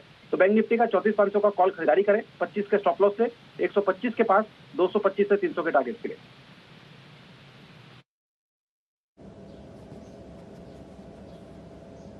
पर 34,500 का कॉल ऑप्शन खरीदारी करने की राय सुमित जी की तरफ से। कल की एक्सपायरी वाला ये ऑप्शन है 125 रुपए में मिल रहा है, 25 रुपए का स्टॉप लॉस, 200 और 300 रुपए के टारगेट के लिए। हल्की हल्की रिकवरी के संकेत बाजार में आते हुए दिख रहे हैं। निफ्टी और बैंक निफ्टी दोनों स्टेबल होने की कोशिश करते हुए दिख रहे हैं, लेकिन दोनों के सामने बड़े पहाड़ जैसे लेवल हैं, एक 15,700 और दूसरा 34,500, उसके आसपास ट्रेड करते हुए इस वक्त दोनों ही इंडेक्स आपके लिए होता हुआ दिख रहा है। ये है आपके लिए राय इस वक्त। आइए अब बढ़ते आगे कुछ और स्टॉक्स जहां पर भरपूर एक्शन आता हुआ नजर आ रहा है, नतियों के दम पर भी और अदरवाइज भी यहां पर बढ़िया एक्शन है। ओरेकल फाइनेंस, किरण जी जरा इसके चार्ट देखिए। OFSS ओरेकल फाइनेंस, ये हाल ही के दिनों में हमारा मालामाल वीकली वाला स्टॉक भी रहा है और यहाँ पर भरपूर तेजी आज बनती हुई दिख रही है। मेरे ख्याल से दीप आज ही शायद नतीजे आने वाले। जी हाँ, आज मेरी नतीजों की लिस्ट में है। आई डोंट नो नतीजे आ चुके हैं या आने बाकी, लेकिन 4,400 200 पॉइंट की बड़ी तेजी ओरेकल में दिख रही है। किरण जी चार्ट बताइए जरा। हाँ जी, बहुत ही शानदार चार्ट पैटर्न है। ये तो all time highest level cross कर चुका है, ओपन ब्लू स्काई टेरिटरी में ट्रेड कर रहा है। मेरा मानना है कि लॉन्ग पोजीशंस रखने चाहिए और अभी के लिए स्टॉप लॉस थोड़ा सा दूर रहेगा अनिल जी। 4100 के आसपास के स्टॉप लॉस रहेंगे और मुझे लगता है कि जिस तरीके से अभी वॉल्यूम्स बढ़ते नजर आ रहे हैं तो डिमांड ओवर पावरिंग सप्लाई का सिनेरियो है, मुझे लगता है कि 4800 4900 आते 1-2 महीने में देखने को मिल जाने चाहिए। ओके, तो यह है आपके लिए ओरेकल फाइनेंस, जहां पर आपको रखनी है नजर। नतीजों का है इस पर भी इंतजार। बाजार में थोड़ा एक्शन और बनते हुए दिख रहा है। सेल जो आशु जी अभी बात कर रहे थे उस पर एक अच्छी मूव आ रही है, पर साथ ही BEL भारत इलेक्ट्रॉनिक्स पर भी आपको एक एक्शन आते हुए दिख रहा है। 190 के लेवल्स हैं और अगले हफ्ते आने वाली हैं BEL के अर्निंग्स। एक बार वागले साहब से जरा चार्ट चेक भी ले ले। वागले साहब, BEL पर कोई राय सर? दीपांशु ऐसे ही दे दूं कि बिल्कुल बजवाएंगे? वागले साहब आपके लिए बिल्कुल हमेशा तैयार है सर। चलते हैं वागले साहब के पास। वागले का वंडर।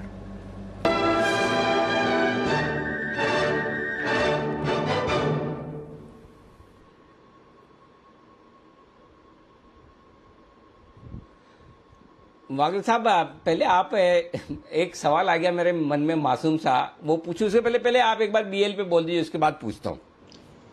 अनिल जी 190 का एक मल्टीपल रेजिस्टेंस ब्रेकआउट दिया है इसने 187 188 में 3 या 4 पॉइंट्स है और उसके ऊपर जो सस्टेन हुआ है तो मुझे लगता है आपका रिस्क 3 रुपए का होगा 188 का।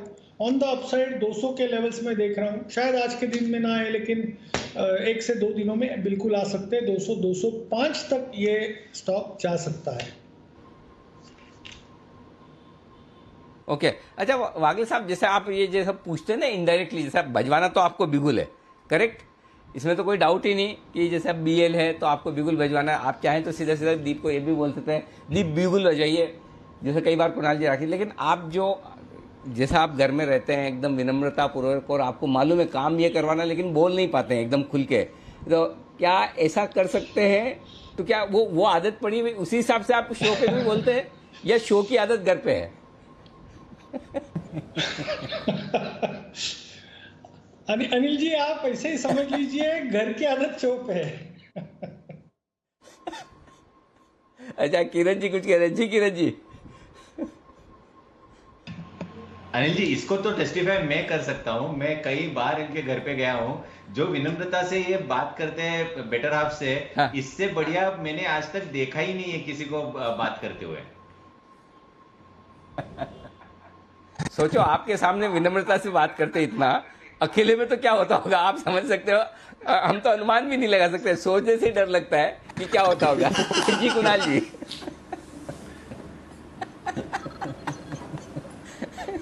अनिल जी देखिए, आप बहुत अच्छे वकील साबित हो सकते हैं अनिल जी। अगर कभी आपको कोई दूसरा व्यवसाय लेना हो तो अनिल जी वकालत में जाना चाहिए। आपको ऐसा लोडेड क्वेश्चन पूछते हैं अनिल जी कि अगर इसका इंसान क्या जवाब दे, अनिल जी जो भी कहे उसमें फंस जाएगा।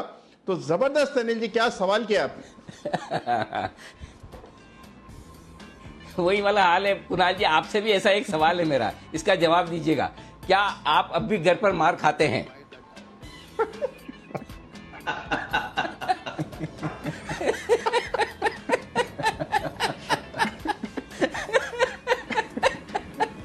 बस ये ऐसा ही सवाल है, आप कुछ भी ना बोले, हम सब समझ गए। कोई जवाब नहीं है मेरे पास। इसमें हाँ बोलेंगे तो अभी बिल्कुल नहीं, सवाल ही लाजवाब है ऐसा। तो बिल्कुल ये भगवान न करे ऐसा सवाल किसी के सामने आए, किसी को जवाब देना पड़े। बट वही वाली बात है कि दो इसमें हाँ बोले तो भी फंसेंगे, ना बोले तो भी फंसेंगे। लेकिन इस बीच एक खबर अच्छी आती हुई दिख रही है आपकी स्क्रीन पर, और वो है सेंचुरी टेक्सटाइल्स को लेकर ये तगड़ी खबर आती दिख रही है। सचिन जी इसके चार्ट तैयार कीजिएगा। मुंबई महानगर पालिका से एक बड़े प्रोजेक्ट को मंजूरी मिली है वर्ली में। मुंबई के वर्ली मिल इलाके में इनके पास बड़ी ज़मीन है।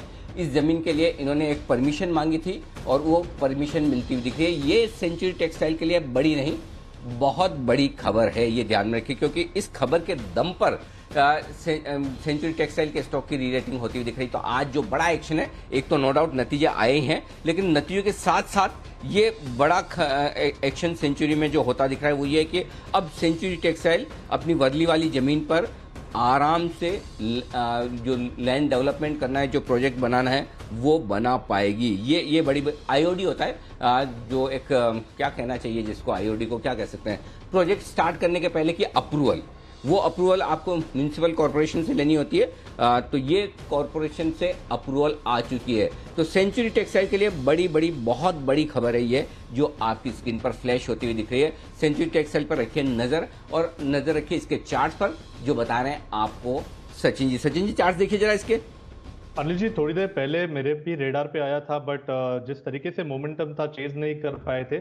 766 की एक्सपेक्टेशन थी तभी, बट मुझे लग रहा है वो अभी जस्ट इसने पार किया है। तो बीच में कोई मीनिंगफुल लेवल्स नहीं है। मुझे लग रहा है एक नए टेरिटरी में स्टॉक है। जिस तरीके से इसने मंथली चार्ट पे एक ब्रेकआउट दिया था 600 लेवल के आसपास, अगर उस बॉटम राउंडिंग बॉटम को कैलकुलेट करे तो लगभग 910 का टारगेट बन रहा है। तो डेफिनेटली एक लॉन्ग टर्म कॉल ही लेना चाहिए यहाँ पर। जिस तरीके से स्ट्रक्चर है यहाँ पर, एक फ्रेश एलिवेटेड बेस मिल रहा है अराउंड 655 के आसपास का, बट ट्रेडिंग के लिहाज से मुझे लग रहा है 685 का स्टॉप लॉस लगाना चाहिए। एंड अगर थोड़ी सी डिक्लाइन मिलते हैं तो डेफिनेटली खरीदारी करने के मौके ढूंढिए। पोजिशनल टारगेट ही मैं दे सकता हूँ, क्योंकि पैटर्न वही एक नजर आ रहा है राउंडिंग बॉटम का, जिसका ब्रेकआउट 600 के आसपास का, एंड पैटर्न टारगेट है 900 का। तो मैं सरप्राइज नहीं रहूंगा कि 900-910 के आसपास के स्विंग्स जल्दी इस पर्टिकुलर काउंटर में देखे जाए। ये खबर ऑफिशियली एक्सचेंजेस पर आई है, ये खबर ऑफिशियली एक्सचेंजेस पर आई है। दीप जरा एक बार पूरी खबर पढ़िए। मेरे ख्याल से सेंचुरी टेक्सटाइल ने ये एक नोटिफिकेशन भेजा है एक्सचेंजेस में, करेक्ट है ये? अनिल जी मैं भी वही बस निकालने की कोशिश कर रहा हूं कि एग्जैक्टली खबर में है क्या, बट जो डेफिनेट ये है सर, आईओडी मिल गया है, ये पहला अप्रूवल होता है। इसका मतलब कि प्रोजेक्ट का जो भी प्लान कंपनी की तरफ से दिया गया है उसको मंजूरी मिल चुकी है अथॉरिटीज की तरफ से, और ये एक बहुत ही बड़ा स्टेप होता है। इसका मतलब यही है कि जो अथॉरिटीज है उन्होंने जो भी आपका प्रोजेक्ट लेआउट है, बिल्डिंग स्ट्रक्चर है, इसको अपनी मंजूरी दे दी है। मेरे हिसाब से ये बिरला एस्टेट्स इनका प्रोजेक्ट होगा, जो रियल्टी आर्म है सेंचुरी टेक्सटाइल्स का, और ये एक सुपर प्रीमियम प्रोजेक्ट है जो वर्ली में आ रहा है। अगर आप कुछ रिपोर्ट्स देखें इसके बारे में सर, तो ऐसा एक अनुमान लगाया जा रहा है कि लगभग 10,000 करोड़ के रेवेन्यू पोटेंशियल है। ऑफ कोर्स जब प्रोजेक्ट पूरी तरह से कंप्लीट हो जाएगा, वो कंप्लीशन टाइमलाइंस और वो बाकी सारी चीजें बाद में आएंगी, बट ऑलरेडी एक बहुत बड़ा लैंड बैंक है कंपनी के पास, और इस प्रोजेक्ट को जो अब मंजूरी मिल गई है, इसकी तरफ से जो एनुअल इनकी सेल्स होंगी उसमें आप एक बहुत बड़ा उछाल आते हुए देखेंगे, और इसलिए स्टॉक पर एक जबरदस्त रिएक्शन आते हुए दिख रहा है सर। और इसी के साथ आपके पास जो कॉल है उसके लिए भी चलते हैं अनिल जी के पास। बिगुल कल के 2000।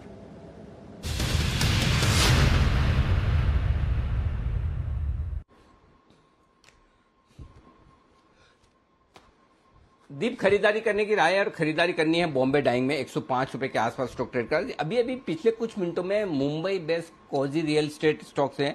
कोजी रियल एस्टेट स्टॉक से मतलब ये कि जहां रियल एस्टेट है लेकिन साथ में दूसरे बिजनेसेस भी हैं। अभी थोड़ी देर पहले रेमंड्स का जिक्र किया सुमित जी ने, सेंचुरी टेक्सटाइल, उसके बाद बॉम्बे डाइंग, ये सारे स्टॉक्स ऐसे हैं जहां पर कुछ ना कुछ दूसरे बिजनेस हैं, स्पेशली टेक्सटाइल रिलेटेड बिजनेस, लेकिन टेक्सटाइल और साथ ही साथ रियल एस्टेट का जो मिक्स है, ये सारे स्टॉक्स जबरदस्त एक्शन में आपको नजर आ रहे हैं। बॉम्बे डाइंग भी यहां से बेहतरीन एक्शन के लिए तैयार होता हुआ दिख रहा है। 95 ये स्टॉप लॉस का लेवल है आपके लिए, और उसके ऊपर टारगेट आपको दिन के लिए छोटा वाला 110 का रखना है। 1-2 दिनों के लिए टारगेट 115 का रखिए, और जो पोजिशनल टारगेट है जिसके लिए वाकई में आपको इसको खरीदकर होल्ड करना चाहिए, वो निकल कर आएगा 130 रुपए का। तो 130 रुपए तक के टारगेट के लिए आपको होल्ड करना है। 95 का स्टॉप लॉस है, 110, 115, 130 ये 3 टारगेट के लिए। और अब एक बार 110 के आसपास पहुंचे तो स्टॉप लॉस आप ट्रेल करके 100 रुपए के आसपास ले आए, ये ज्यादा अच्छा रहेगा। तो बॉम्बे डाइंग, सेंचुरी, रेमंड्स, ये सारे के सारे स्टॉक्स ऐसे हैं जो जबरदस्त एक्शन में आते हुए नजर आ रहे हैं और यहां पर बढ़िया खरीदारी होती हुई दिख रही है। ये आपके लिए एक बड़ा पॉजिटिव आपको नजर आएगा इस वक्त। बॉम्बे डाइंग के चार्ट पर सुमित जी आपको राय देनी है। सुमित जी देखिए इसके चार्ट जरा please. Oh sorry, Sumit ji नहीं है, लेकिन बंसल जी आप देख लीजिए जरा चार्ट प्लीज।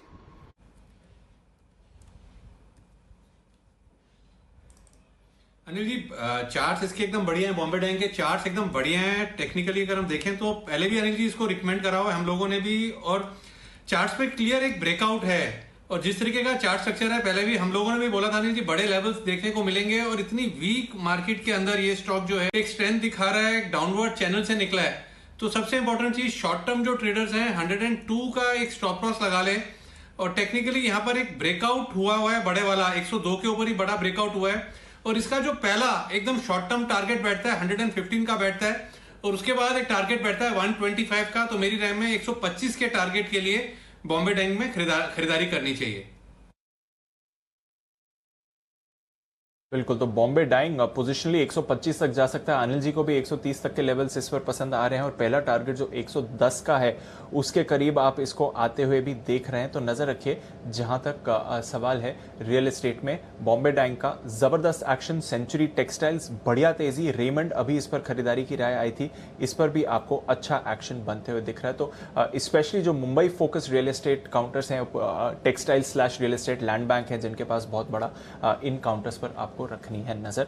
एक्शन भरपूर यहां पर आपको होते हुए दिख रहा है, और एक्शन भरपूर है निफ्टी में क्योंकि 15,700 पर अब निफ्टी आते हुए दिख रहा है। तो बाजार में भी दमदार एक्शन बनते हुए दिख रहा है। आखिरी आधे घंटे के लिए निफ्टी में अब नई जान आती हुई दिख रही है और भारतीय एयरटेल पर जबरदस्त मूव आते हुए दिख रहा है। 5% ऊपर है भारतीय एयरटेल इस समय, 567 के लेवल पर आपको ये काउंटर आते हुए दिखा है। तो अच्छी तेजी इस पर भी। इनफैक्ट आशु जी हमारे साथ हैं, एक बार भारतीय एयरटेल पर आशु जी की भी राय ले लेते हैं। आशु जी, आज खबर भी आई थी इनकी तरफ से, जो इनके प्रीपेड प्लान है, एक स्टार्टिंग का प्लान होता था 49 रुपीज का, उसको डिसकंटिन्यू करके 79 का कर दिया। तो अब 49 वाला प्रीपेड नहीं मिलेगा, सीधा आपको 79 के प्लान से शुरुआत करनी पड़ेगी, और उसके दम पर आज स्टॉक भी एक्शन में। क्या राय देंगे भारतीय एयरटेल पर सर?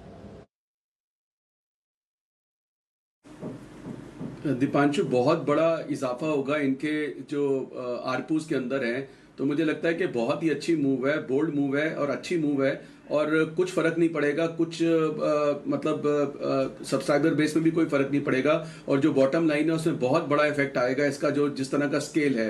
तो I think that is a very positive news. और जिस तरह से प्राइस एक्शन भी दिखा रहा है कि जो बीच में जो 40 और 60 के 45 और 55 के बीच का एक ऐसा बैंड था कि वहां से रिट्रेस हो जाता था नीचे, जिसके लिए मैंने पिछले हफ्ते कहा भी था कि अगर जिसने 25, 30, 35 में लिया हुआ एक बार निकल भी जाए, वहां घूम रहा था। लेकिन इस न्यूज के बाद जो प्राइस एक्शन है वो भी सपोर्ट करता है। तो मुझे लगता है कि एक अच्छी मूव आनी चाहिए भारतीय के अंदर। थोड़ी स्लो रहेगी क्योंकि आज का जो न्यूज फ्लो है उसका इफेक्ट आ गया है, but I think this is a fundamental game changer news for Bharti, so we are very positive. चलिए, तो खबर भी पॉजिटिव है, स्टॉक भी रिएक्शन दे रहा है। बाकी टेलीकॉम काउंटर्स पर भी आप अच्छा एक्शन बनते हुए देख रहे हैं। तो नजर रखिए, टेलीकॉम स्पेस लंबे समय बाद यहां पर एक जान लौटती हुई दिख रही है। आइए, जय ने एक कॉल आइडेंटिफाई करा है, चलते हैं जय ठक्कर के पास बिगुल के लिए।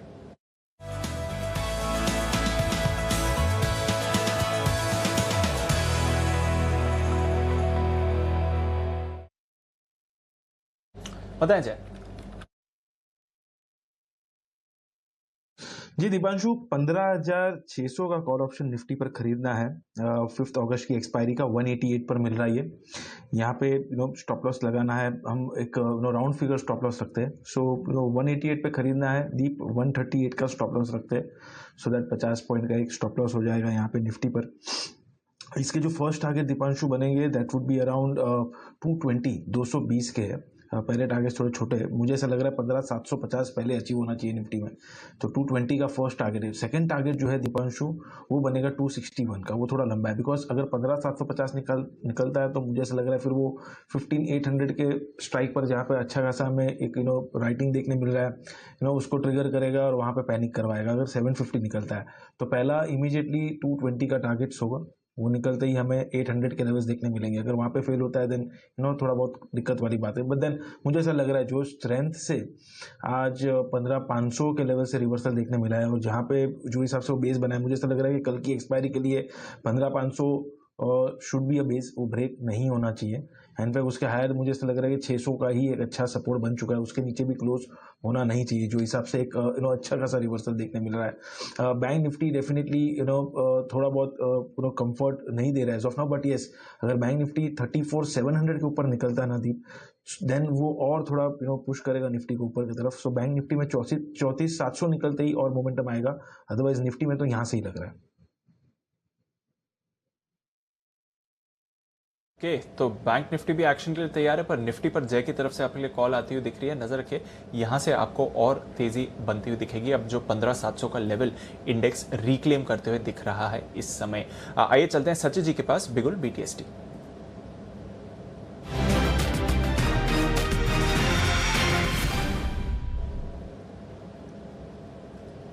बताया सर। दीप, खरीदारी करनी है आईसीआईसीआई बैंक इस पर्टिकुलर काउंटर में पिछले कुछ दिनों से काफ़ी स्ट्रॉन्ग आउट परफॉर्मर रहा है। मोमेंटम ज़्यादा दिखा नहीं है, बट मुझे लग रहा है जिस तरीके से इसने आज 670 का लेवल होल्ड किया है और वापस वहाँ से एक रिबाउंड हुआ है, तो तैयारी हो रही है 695 के आसपास के स्विंग्स या फिर 700 के आसपास के स्विंग्स बनाने की।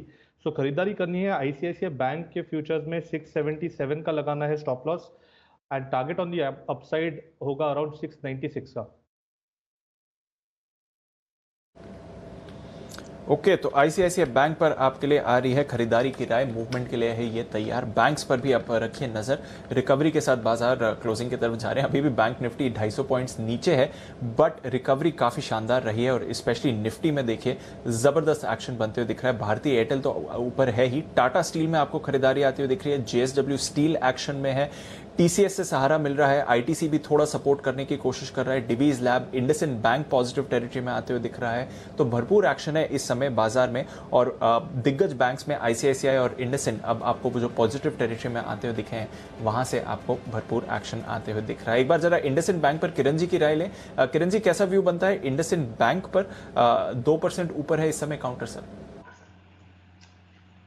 इंडसइंड बैंक मैंने परसों भी कहा था कि सॉरी कल भी कहा था कि 960 के आसपास के लेवल्स बहुत बढ़िया सपोर्ट वाले हैं, ये टूटने की प्रोबेबिलिटी ना के बराबर है। तो मेरा मानना है कि 965 के आज लोज किए, कल भी लोज किए और उधर से एक बाउंस बैक देखने को मिला है। पोजिशनली आपका व्यू होना चाहिए, और जिस तरीके से आईसीआईसीआई बैंक परफॉर्म करता है, बाकी के बैंक्स फॉलोअप में ले लेंगे, तो मेरा मानना है कि इधर भी पोजिशनली 1040 1050 के लेवल्स आपको देखने को मिलेंगे। आपका स्टॉप लॉस 960 के नीचे होना चाहिए।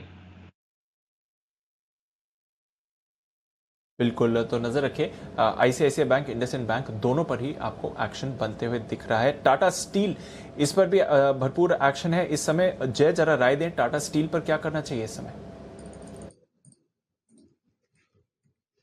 मुझे लग रहा है दीप कि यहाँ पे और भी तेजी दिखने मिलेगी। उसका कारण मैं वही देख रहा था कि मेटल्स में जो हिसाब से तेजी है, आई मीन आप देखिए दीप के मेटल इंडेक्स ने लाइफ टाइम हाई आज कर दिया। उसका जो प्रीवियस हाई था मेटल इंडेक्स का लगभग 5524.25 का था दीप, अभी ये 5528 चल रहा है। सो ये नया हाई लगा चुका है Nifty metal index and TISCO definitely अच्छा मोमेंटम में है। सो टिस्को में तो मोमेंटम है ही, वो और भी हमें अच्छे लेवल देखने मिलेंगे वहाँ पे। इसमें जो सपोर्ट अब नीचे की तरफ जो दीपांशु बनकर आ रहा है that would be around somewhere closely अगर हम देखें तो 1329 के आसपास 1329, एंड जो हिसाब से ये अनचार्टेड टेरिटरीज में ट्रेड कर रहा है, इसके जो चैनल टारगेट्स आ रहे दीप, वो मुझे ऐसा लग रहा है 1400 के ऊपर के आ रहा है, 1400 के पार निकल जाएगा। और मैं आशु जी के साथ हूँ एक स्टॉक के ऊपर, आई मीन स्टील अथॉरिटी। मुझे ऐसा लग रहा है कि जो हिसाब से ये स्टॉक में एक ब्रेकआउट आया है, काफ़ी अच्छे चांसेस है कि 140 तक के लेवल्स हमें नियर टर्म में दिखा सकता है। ओके, तो ये है आपके लिए टाटा स्टील पर राय जय की तरफ से आती हुई दिख रही है। महिंद्रा लाइफ, ये है वो स्टॉक जो बड़े एक्शन में आता हुआ दिख रहा है। साथ ही बिरला सॉफ्ट भी इसके नतीजों पर भी करेंगे चर्चा। महिंद्रा लाइफ ने हर एक शेयर पर 2 शेयर बोनस दिए, क्या बात है, वाह। तो तगड़ा बोनस आता दिख रहा है, एक शेयर पर 2 शेयर का बोनस, और 800 रुपए के तेजी से बढ़ता हुआ दिख रहा है महिंद्रा लाइफ। हर एक शेयर पर 2 शेयर का बोनस, बहुत ही बेहतरीन यहाँ पर बोनस आता हुआ दिख रहा है, उम्मीद से कहीं ज़्यादा। हालांकि पिछले 1-2 साल से कंपनी के रिजल्ट्स बहुत दमदार नहीं आए, लेकिन कंपनी शेयर होल्डर्स को रिवॉर्ड करने के लिहाज से इस वक्त बोनस लेकर आ रही है। तो ये है आपके लिए महिंद्रा लाइफ, इसके बोनस और नतीजे भी आज आते हुए देखेंगे। थोड़ी देर में हम नतीजे भी आपके सामने रखेंगे, लेकिन तब तक नतीजे रख लें बिरला सॉफ्ट के, जो हमारे एक्सपर्ट की तरफ से पसंदीदा शेयर आए लगातार। बिरला सॉफ्ट जब तब रिकमेंड होता हुआ दिखा। देखते हैं आज रिजल्ट कैसे आए बिरला सॉफ्ट के, ये नजर डाल लेते हैं। बिरला सॉफ्ट के नतीजे आपकी स्क्रीन पर फ्लैश होते हुए दिख रहे हैं। आय इनकम 945 करोड़ रुपए की इनकम है बिरला सॉफ्ट की, ये आई है आपके लिए बिरला सॉफ्ट। और मुनाफा लगभग 113 करोड़ 114 करोड़ के आसपास का मुनाफे का आंकड़ा मुझे नजर आ रहा है। तो बिरला सॉफ्ट के रिजल्ट्स आपके लिए इस वक्त आते हुए नजर आ रहे हैं। स्टॉक 412 पर पहुंचता हुआ दिख रहा है, मजबूती के साथ ट्रेड करता हुआ। आपका पसंदीदा शेयर राकेश जी, चार्ट देखिए बिरला सॉफ्ट।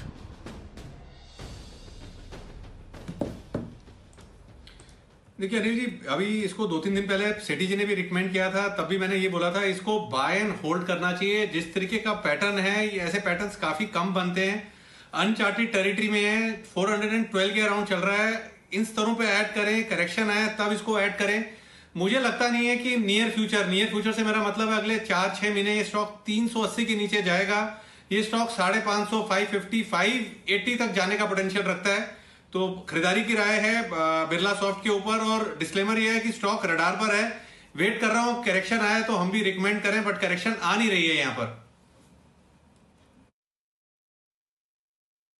तो ये है आपके लिए राय, बिरला सॉफ्ट पर खरीदारी करने की राय आती हुई दिख रही है। 410 रुपए के आसपास स्टॉक इस वक्त ट्रेड करता हुआ दिख रहा है। आइए बढ़ते हैं आगे, बैन से बेनिफिट का वक्त है। आशीष है हमारे साथ तैयार।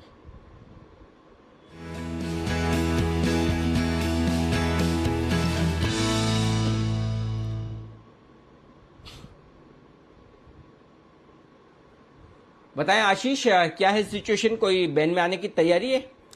अनिल जी, फिलहाल 2 स्टॉक जो है बैन में बने हुए हैं। वोडाफोन आइडिया 84% है अभी भी मार्केट वाइड पोजीशन लिमिट, तो आज तो बैन से बाहर नहीं आ रहा है। सेल यहाँ पर भी अगर आप देखें तो 82% है। तो आइडिया और सेल दोनों स्टॉक जो है बैन में हैं, बैन में बने रहेंगे। लेकिन 5 स्टॉक ऐसे जिनके मार्केट वाइड पोजीशन लिमिट ने 95% के आंकड़े को क्रॉस कर दिया है। हालांकि इनमें एंट्री की संभावना बहुत कम नजर आ रही है, क्योंकि जो पोजीशंस है बिल्टअप हो सकता है कि रोल ओवर के कारण होती हुई नजर आए। लेकिन एंट्री मुझे नहीं लग रहा है किसी की होगी अनिल जी। ये जो दोनों स्टॉक बैन में है वो बैन में बने रहेंगे। ओके, तो एंट्री में 95% के आसपास आप बोल रहे 5 शेयर है, लेकिन फिर भी बैन में नहीं आएंगे। कौन से हैं वो 5? अनिल जी, सबसे पहला नाम आता है कैनरा बैंक का, मार्केट वाइड पोजीशन लिमिट जो है 111% हो गई है। दूसरा नाम है सन टीवी का, रोज प्रयास करता है, बैन में आता नहीं है, 106% हो गई है। नालको तीसरा स्टॉक है, करीब 98% है मार्केट वाइड पोजीशन लिमिट। और एनएमडीसी यहाँ पर भी नजर रखिए, 97% यहाँ पर है। India bulls housing finance 96%।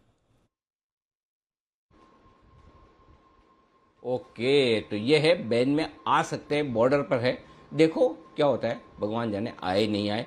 95% के ऊपर बैन में आते हैं और 95% के आसपास। तो आजकल क्या वो भी चलता रहता है ना, क्या बोलते हैं उसको, रोल ओवर।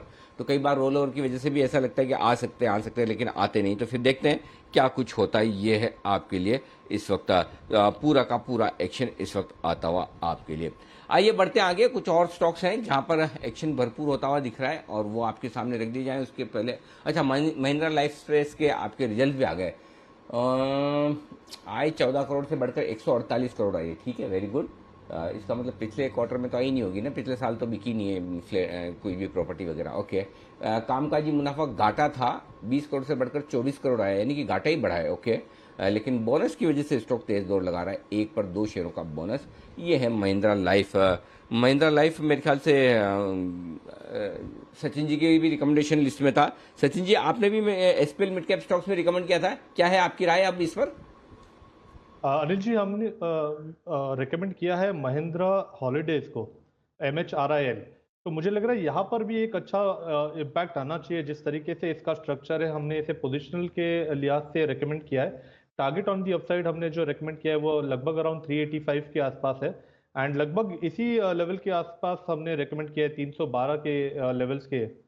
तो मुझे लग रहा है स्टॉप लॉस वही रखना चाहिए अराउंड 286 का on a closing basis, and target on the upside मुझे लग रहा है 385 के आसपास का होना चाहिए।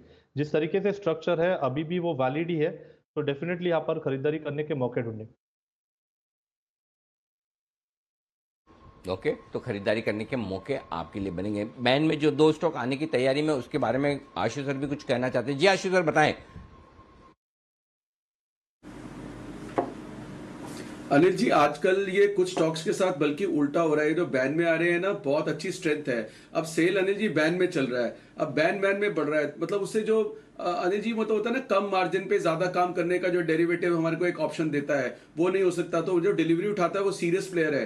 तो सेल अनिल जी बहुत अच्छी स्ट्रेंथ में, और मुझे लगता है कि जो अगर नेशनल एल्यूमिनियम भी बैन में चला जाता है तो उसके लिए बेनिफिशियल रहेगा। थोड़ा सा लिक्विडिटी कम होता है, थोड़ा सा मूवमेंट कम होता है, लेकिन वो ग्रेजुअल बढ़ेगा। तो ऑन द कॉन्ट्री मैं विश कर रहा हूं कि फॉर ए चेंज के ये बैन में चला जाए, और डिलीवरी वालों को बहुत बड़ा फायदा हो सकता है। तो अनिल जी, सेल और नेशनल एल्यूमिनियम दोनों में बैन और नो बैन कोई फर्क नहीं पड़ता, बहुत ही ज्यादा पॉजिटिव हुआ है। मुझे लगता है कि दोनों में 10 से 20% की मूव भी एक्सपेक्टेड हो सकती है अगस्त के अंदर। तो ये मेरे दोनों अगस्त के हीरो हैं, कुछ ना कुछ इनमें अनिल जी कुछ अलग से हो रहा है।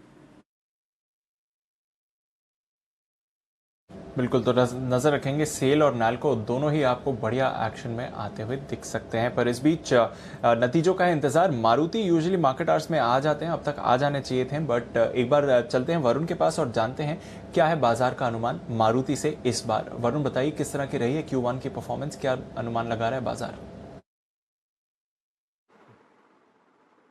देखिए दीप, एक बात तो सही है कि अगर आप कोई भी नंबर्स देखें, भले मारुति देखें, भले टाटा मोटर्स देखें, आपको साल दर साल नंबर्स अच्छे देखने मिलेंगे, लेकिन क्वार्टर नंबर्स में गिरावट है। और मारुति के साथ भी यही होने वाला है, क्वार्टर आपको नंबर्स में गिरावट देखने मिलेगी, साल दर साल नंबर्स अच्छे रहेंगे। आप कंपनी के जो वॉल्यूम्स है उसमें देखिए किस तरह की गिरावट हुई है, करीब 28% के आसपास क्वार्टर गिरावट हुई है, उसका इम्पैक्ट देखने मिलेगा। जो रॉ मटेरियल के कॉस्ट है उसमें लगातार बढ़ोतरी हो रही है। हालांकि जितने भी ऑटो कंपनीज है उन्होंने प्राइस बढ़ाई थी, जनवरी में एक बार बढ़ी थी, उसके बाद कंसेक्यूटिव हमने देखा था कि प्राइसेस बढ़ी थी, लेकिन इसके बावजूद मार्जिन जो है वो हल्के फुल्के दबाव में रहने वाले हैं। हमारा अनुमान है कि रेवेन्यू जो है 17,600 करोड़ पे आएगा, एबिटा 1250 करोड़, मार्जिन 7.1% पे आने वाले हैं, मुनाफा 910 करोड़ पे आएगा। एक बात अच्छी है कि ये कंपनी मुनाफा करेगी, वो एक बात अच्छी है। साल अगर आप देखेंगे तो घाटे से मुनाफे में आने वाली है। नए लॉन्चर्स की कमेंट्री को लेकर कंपनी क्या कहती है और आगे चल के प्राइसिंग ट्रेंड को लेकर कंपनियां क्या कहती है, क्योंकि अब धीरे धीरे जो कमोडिटी कॉस्ट है वो थोड़े बहुत कूल ऑफ हो रहे हैं, लेकिन अभी भी इन कंपनियों के लिए जो कमोडिटी कॉस्ट है वो काफ़ी ज़्यादा है, जिसका इम्पैक्ट मार्जिन पे हो रहा है। तो देखना होगा इन 2 एस्पेक्ट्स को लेकर कंपनी क्या कहती है। बिल्कुल, तो मारुति पर है हमारी नज़र और देखते हैं किस तरह के नतीजे आते हैं देश के दिग्गज ऑटो मेकर को लेकर। वैसे अगर आप देखें तो तिमाही दर तिमाही थोड़ी कमजोरी दिखेगी, साल दर साल ऑफकोर्स जैसा ट्रेंड रहा है एक शानदार एक्शन बनते हुए दिख सकता है। एक बार व्यू भी ले लेते हैं मारुति के चार्ट पर। सुमित जी, कोई राय, मारुति किन लेवल्स पर आपको इंपॉर्टेंट एक्शन आते हुए दिख सकता है? वो माफ कीजिएगा, आज तो सुमित जी नहीं है। जय, आपसे पूछ लेता हूँ सवाल, मारुति पर राय दे अपनी, टेक्निकली कौन सा लेवल इंपॉर्टेंट रहेगा? दीपांशु, नीचे में अगर हम देखें तो मारुति के लिए 7100 इंपॉर्टेंट है, 7100 बहुत इंपॉर्टेंट है। उसका 200 डेमा है, आई डोंट थिंक कि वो ब्रेक होना चाहिए थी, उसके नीचे एटलीस्ट बंद तो नहीं होना चाहिए। 7100 के नीचे I feel it's really rare, difficult कि वो बंद हो। अगर हो जाता है देन उसमें 6800 तक के लेवल्स खुल जाएंगे मारुति में, और उसके नीचे तो वो बस 6800 रुकते तो फिर एंटायर वो जो रैली आई थी 6400 से लेके यहाँ तक 7700 तक वो पूरी नेगेट हो जाएगी। तो I think very near term में 7100 on a closing basis Deepanshu बहुत ही क्रूशियल है मारुति के लिए। वो होल्ड कर जाता है देन 7400 तक का हमें बाउंस देखने मिल सकता है।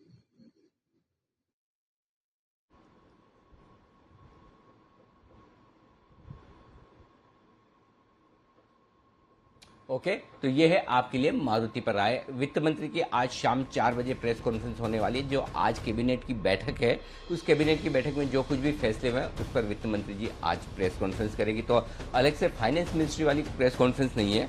जो कुछ भी कैबिनेट की बैठक में जो आज फैसले लिए जाएंगे, जो 5 से 6 एजेंडा है जिनकी जिक्र हमने की, जिसमें एक इंश्योरेंस से रिलेटेड बिल भी है, कुछ बिल्स जो हैं उन पर जो एक्शन होगा, जो उसके बारे में डिटेल दी जाएगी। तो ये शाम को 4 बजे वित्त मंत्री जी की एक प्रेस कॉन्फ्रेंस है जो हम लाइव कटिंग करेंगे, आप जरूर देखिएगा, मिस मत करिएगा। तो वित्त मंत्री जी की तरफ से ये शाम को 4 बजे आज की कैबिनेट की बैठक के फैसलों पर आपके लिए एक्शन वहाँ पर जो कुछ भी है वो होता दिखेगा। अच्छी बात यह है कि बाजार 15,700 के ऊपर बंद होने की कोशिश कर रहे हैं। आखिरी आधे घंटे में निफ्टी ने अच्छी रिकवरी दिखाई है और बैंक निफ्टी भी 34,500 के ऊपर बंद होने की कोशिश करता हुआ दिखा है। 34,557 के आसपास की मेरे ख्याल से आखिरी जो खराब क्लोजिंग थी वो देखने को मिली थी, उसके ऊपर बंद होने की तैयारी करते होते दिख रहे। तो कमज़ोर हैं, खराब है, लेकिन उतने बुरे नहीं कि बिल्कुल ही हालत ख़राब हो। तो अगर ऐसे देखेंगे तो महज 32 पॉइंट, तो दिन भर में जो कुछ हुआ उससे अंदाज़ा नहीं लगता। तो इसलिए बार बार हम कह रहे हैं निचले स्तरों पर डरिए मत, घबराइए मत, खरीदारी भी करते रहिए। बाजार ओवरसोल्ड है और ओवरसोल्ड बाजार एकदम तेज़ी से बहुत गिरेंगे, इसकी संभावना कम है। बीच बीच में रिकवरी आएगी और रिकवरी में आपको प्रॉफिट भी बुकिंग करनी है। दोनों तरफ के ट्रेड आपको मिल ही रहे, इस पर फोकस करिएगा। आइए, नेस्ले भी अपने नतीजे पेश करने वाला है आज और नेस्ले का अनुमान तैयार है वरुण बताने के लिए हमारे साथ। मैगी बिकी है खूब। अनिल जी, मैगी तो बिकी है लेकिन साथ साथ जो खर्चे हैं वो भी बढ़े हैं। तो मैगी के बिकने का फायदा हुआ है लेकिन खर्चे बढ़ने का नुकसान भी इस कंपनी को होने वाला है और मार्जिन जो इस कंपनी के दबाव में रहेंगे। एक बात आपको याद रखना है, हमारा अनुमान है कि रेवेन्यू जो है 3,550 करोड़ के आसपास आएंगे, एबिटा जो है 875 करोड़ पे आएगा, मार्जिन 24.6% पे आएंगे। पिछले साल इसी क्वार्टर में 24.9% पे था और पिछले क्वार्टर में 25.8% पे था। तो आपको मार्जिन पे दबाव जो है वो साफ देखने मिलेगा और 580 करोड़ के आसपास इस कंपनी की आय जो है वो आ सकती है। जो घरेलू बिक्री है उसमें करीब 16% के आसपास की बढ़ोतरी होगी साल दर साल, लेकिन एक्सपोर्ट जो है वो दबाव में रहेंगे, करीब 5% के आसपास की गिरावट यहाँ होगी। जो लॉकडाउन हुआ था उसमें सप्लाई चेन के थोड़े बहुत इश्यूज हुए थे और वहाँ से भी कहीं ना कहीं जो मार्जिन है उस पर इम्पैक्ट होगा। लेकिन जो आउट ऑफ होम सेल्स है, जैसे कि आप कह रहे हैं मैगी, उसकी बिक्री अच्छी रही है, तो कहीं ना कहीं उसका फायदा जो है ओवरऑल सेल्स पे होने वाला है। और रूरल इलाकों में वैसे भी कंपनी ज़्यादा फोकस कर रही है तो उसका फायदा कंपनी को होगा। तो रेवेन्यू फ्रंट पे नंबर्स अच्छे रहेंगे, प्रॉफिट फ्रंट पे भी ठीक ठाक रहेंगे, लेकिन हाँ मार्जिन जो है वो दबाव में रहने वाले हैं। बिल्कुल, तो मार्जिन जो है वो थोड़े दबाव में रहेंगे, बट आय में आप अच्छी बढ़त का इस बार अनुमान लगा के चल सकते हैं। तो नजर रहेगी जिस तरह से नतीजे आते हैं यहाँ पर नेस्ले के एक और बाजार का दिग्गज जो एक्शन में आते हुए दिखेगा। पर आइए, आखिरी 10 मिनट हैं, चलते हैं अनिल जी के पास आज की फाइनल मार्केट स्ट्रैटेजी के लिए।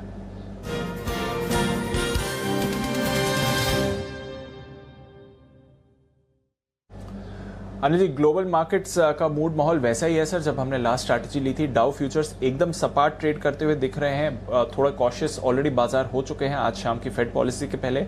नैस्डैक फ्यूचर्स में थोड़ी बढ़त है, जो जिस तरह से 3 दिग्गजों के कल दमदार नतीजे आते हुए दिखे थे उसका आज बाजार में रिएक्शन आएगा।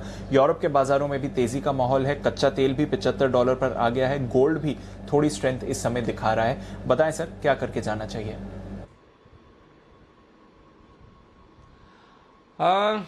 मेरे हिसाब से तो खरीदारी करके जाना चाहिए और बस सिर्फ यही है कि निचले स्तरों से अगर आप देखेंगे तो आपको लगेगा 200 पॉइंट ऊपर आ गए और वैसे जितना डर था उसके सामने सिर्फ 30 ही अंक नीचे बंद हो रहे, तो ऐसा कोई खराब तो नहीं है। पॉइंट ये है कि थोड़ी रिकवरी ज़्यादा हो गई। अगर ये 15,625-650 के आसपास होता तो बड़ा कंफर्ट होता था खरीदारी करने के लिए आज से, लेकिन थोड़ा ऊपर आ गया तो अब न्यूट्रल होकर भी जा सकते हैं, कोई दिक्कत नहीं, या फिर अपनी हेजिंग के साथ जाएं। अगर खरीदारी कर रहे हैं तो या तो 15,600 का पुट खरीद लें या 15,900 का कॉल बेच दें, बीचों बीच में आप बंद हो रहे हैं तो दोनों में से एक काम कर सकते हैं। बैंक निफ्टी पे थोड़ा मैं वेट एंड वॉच वाले मूड में रहूंगा, आज कुछ भी नहीं। निफ्टी में 15,600 के पुट के साथ आप खरीदारी करके जा सकते हैं, फ्यूचर्स में कोई दिक्कत नहीं। तो ऐसा कोई पैनिक वाली और ऐसी कोई खास बात नहीं। कल के लिए क्या होगा, बात एक ही है कि रिस्क ये है कि अगर अमेरिका में कुछ ऊपर नीचे हो गया था क्योंकि आज फेड चेयरमैन की वो बैठक है और वो सारी उससे जो निकल कर आएगा उस पर अमेरिकी बाजार कैसे क्या करेंगे वो पता नहीं। तो पहली चीज़ वो है। दूसरी बात है कि कल हमारे मंथली एक्सपायरी भी है। तीसरी बात है कि एफएनओ के डेटा भी आज माफ़ कीजिएगा एफआईज के डेटा भी देखने होंगे किस तरह के आते। तो बहुत सारी चीज़ें हैं। इतनी सारी चीज़ों के बीच में अगर आपकी रिस्क लेने की ताकत है तो खरीद कर जाए, नहीं है तो कोई बात नहीं, एक दिन छोड़ दे, कल की कल देखी जाएगी। तो कोई एक दिन नहीं ट्रेड करेंगे या पोजीशन नहीं लेकर जाएंगे तो भी कोई ऐसा पहाड़ नहीं टूट जाने वाला है। लेकिन ओवरऑल एक बात साफ है कि मुझे अभी तक इस मार्केट में कोई खास डर लग नहीं रहा। मुझे ऐसा कोई चिंता की बात भी नहीं है, डर की बात भी नहीं है। ट्रेंड इंटैक्ट है। इनफैक्ट मुझे 15,575 से 200 पॉइंट ऊपर बंद हो रहे हैं। तो जिस रेंज के नीचे हमें परेशान होना है, डरना, उससे तो बहुत ऊपर की क्लोजिंग आती दिख रही है। इवन 250 पॉइंट ऊपर की क्लोजिंग 150 पॉइंट ऊपर की क्लोजिंग अच्छी कही जाएगी। तो कोई दिक्कत वाली बात नहीं। अपनी लॉन्ग पोजीशन को होल्ड करें। 15,800 850 की रेंज में जब मिले निफ्टी तब वहां पर प्रॉफिट बुक करें, ये ज़्यादा अच्छा होगा आपके लिए। जी दी। ओके, तो ये है आपके लिए राय। इस समय इंडेक्स पर, निफ्टी पर थोड़ा और ज्यादा एक्शन है। हेज के साथ लॉन्ग पोजीशंस होल्ड करें। कल एक्सपायरी भी है, देखते हैं आज शाम को किस तरह का एक्शन बनकर आता है। पर कुछ स्टॉक्स पर एक अपडेट ले लें क्लोजिंग से पहले हमारे एक्सपर्ट्स की तरफ से। एक तो सेंचुरी टेक्सटाइल जो बड़ी खबर आती हुई दिख रही है, लगभग सर्किट की तरफ आते हुए दिख रहा है काउंटर। 19% की तेजी इस समय सेंचुरी टेक्सटाइल्स में है, तो वहां पर जबरदस्त एक्शन आपको बनते हुए दिखा है। इस पर रखिए नजर। साथ ही जेके पेपर, सचिन जी थोड़ी देर पहले खरीदारी की राय दी थी, सर्किट लग चुका है जेके पेपर में, आपके टारगेट के ऊपर है। जिन्होंने पोजीशन ली है क्या करें, और क्योंकि सर्किट लगा है तो क्या कल भी तेजी का अनुमान रहेगा? डेफिनेटली दीपांशु, मुझे लग रहा है थोड़ा सा तो फॉलो अप एक्शन रहेगा ही, तो होल्ड कीजिए जिनके भी पोजीशंस अभी भी लॉन्ग है। एंड सेंचुरी मुझे लग रहा है यहाँ पर अच्छा मौका मिल सकता है कल के सत्र में भी, क्योंकि जिस तरीके से ये पैटर्न अनलॉक हुआ है, इसके पैटर्न टारगेट्स आने की प्रोबेबिलिटी काफ़ी ज़्यादा बेहतरीन है। तो 910 के टारगेट के लिए मुझे लग रहा है यहाँ पर अभी भी मौके ढूंढने चाहिए। स्टॉप लॉस अभी काफ़ी क्लियर है यहाँ से around 770 on a closing basis. तो दोनों में खरीदारी। सचिन जी माफ कीजिएगा, रोक रहा हूँ आपको। मारुति, सचिन जी एक मिनट मारुति नतीजे आ गए, आपको माफ कीजिएगा रोक रहा हूँ। नतीजे खराब दिख रहे हैं भाई, इतने खराब क्यों?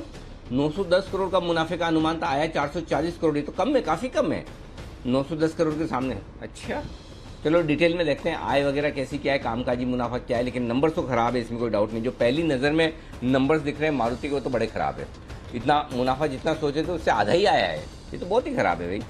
910 करोड़ के मुनाफे का अंदाजा था, आया 440 करोड़। हालांकि 250 करोड़ का घाटा था पिछले साल इसी तिमाही में, लेकिन वो तो उस समय तो बात ही अलग थी ना, उसके घाटे का क्या करना है, उस समय तो गाड़ियाँ बिकी नहीं रही थी। तो उसके मुकाबले में भले ही मुनाफा आया हो, लेकिन अभी जो अनुमान था उसके मुकाबले में ये नंबर्स खराब दिख रहे हैं। ओके, तो जाते जाते मारुति ने मामला ठीक नहीं है, तो रिजल्ट से खराब मारुति के ये आपके सामने आते हुए दिख रहे हैं। मारुति के रिजल्ट्स को लेकर कुछ और डिटेल्स मैं आपके सामने रखता हूँ। दीप, कुछ और डिटेल्स आई हैं आपके साथ में मारुति को लेकर? बिल्कुल सर, और मैं वही डिटेल्स ही देख रहा था। दो फैक्टर्स हैं सर जिसकी वजह से ये इम्पैक्ट है। एक तो अदर इनकम में भारी गिरावट आपने आती हुई देखी है। अदर इनकम इनकी 1320 करोड़ से घटकर सिर्फ 507 करोड़ की आती हुई दिखी है, तो ये एक फैक्टर है जिसकी वजह से आप थोड़ा इम्पैक्ट देख रहे हैं मुनाफे पर। दूसरा, टोटल एक्सपेंसेस में भी बड़ा उछाल आपने आते हुए देखा है, तो उसका भी असर यहां पर आपको पड़ते हुए दिख रहा है। तो ओवरऑल जिस तरह से एक्सपेंसेस बढ़कर आए हैं वो एक फैक्टर है जिसका इंपैक्ट दिख रहा है। अदर एक्सपेंसेस जो कंपनी के हैं वो डबल हो गए हैं, 1313 करोड़ से बढ़कर 2614 करोड़ के अदर एक्सपेंसेस बढ़कर आए हैं, और जो अदर इनकम है वो 1320 करोड़ से घटकर 507 करोड़ की आई है। तो इन दोनों फैक्टर्स का कॉम्बिनेशन देखें तो आप मुनाफे में गिरावट देख रहे हैं। कुल आय जो इनकी आई है वो आई है 17,770 करोड़ के आसपास की, जो हमारे अनुमान से थोड़ी ज्यादा है। तो इसलिए अनिल जी फैक्टर मुनाफे पर ज्यादा आपको इंपैक्ट दिख रहा है, क्योंकि जो आय है वो अनुमान से ज्यादा आई है, बट अदर इनकम घटने से और अदर एक्सपेंसेस बढ़ने से आप कामकाजी तौर पर और मुनाफे के लेवल पर इंपैक्ट आते हुए देख रहे हैं। तो ये एक फैक्टर है मारुति का। मैनेजमेंट कॉन कॉल में पता चलेगा क्यों अदर इनकम में इतनी बड़ी गिरावट आती हुई दिखी है और अदर एक्सपेंसेस में इतना बड़ा उछाल आते हुए दिखा है, जिसकी वजह से हमने बॉटम लाइन पर इंपैक्ट आते हुए देखा है। पर ये मारुति के नंबर से क्लियर निकल कर आ रहा है कि ये एक बड़ा फैक्टर रहा है, जिसकी वजह से कंपनी की ओवरऑल परफॉर्मेंस पर भी आपको असर आते हुए दिखा है। अगर वैसे देखें तो साल दर साल आपने नतीजे अच्छे ही आते हुए देखे हैं। जो सेल्स वॉल्यूम है वो तिमाही दर तिमाही पर तो ऑफकोर्स गिर कर आया है, ये सबने एक्सपेक्ट करा था, तो वो लगभग अनुमान मुताबिक है। बट कॉस्ट्स बढ़ने की वजह से आप डेफिनेटली यहां पर इंपैक्ट देख रहे हैं और मटेरियल कॉस्ट भी बढ़कर आई है, तो थोड़ा रॉ मटेरियल कॉस्ट जो बढ़कर आ रही है, मेटल्स में तेजी है, उसका भी इंपैक्ट इनके नतीजों पर आते हुए दिख रहा है। तो ये है आपके लिए मारुति, कॉस्ट बढ़ी है, अदर इनकम घटी है, जिसका आप इंपैक्ट देख रहे हैं। आइए फिर क्लोजिंग की तरफ चलते हैं। जिस तरह से आपने बाजार में एक्शन देखा है, अच्छी क्लोजिंग माननी पड़ेगी, क्योंकि जिस तरह से बाजार में सुबह पैनिक बन रहा था, 15,550 पर निफ्टी आ गया था, वहां से फिर जो रिकवरी आई है 15,700 के ऊपर अब निफ्टी क्लोजिंग के लिए तैयार होते हुए आपको दिख रहा है। सबसे बड़ा योगदान भारतीय एयरटेल का, वेटेज के हिसाब से उतना नहीं, बट डेफिनेटली 5% का उछाल भारतीय एयरटेल इग्नोर नहीं किया जा सकता है। मेटल काउंटर्स में दमदार एक्शन, स्पेशली टाटा स्टील और जेएसडब्ल्यू स्टील दोनों में ही खरीदारी दिखी।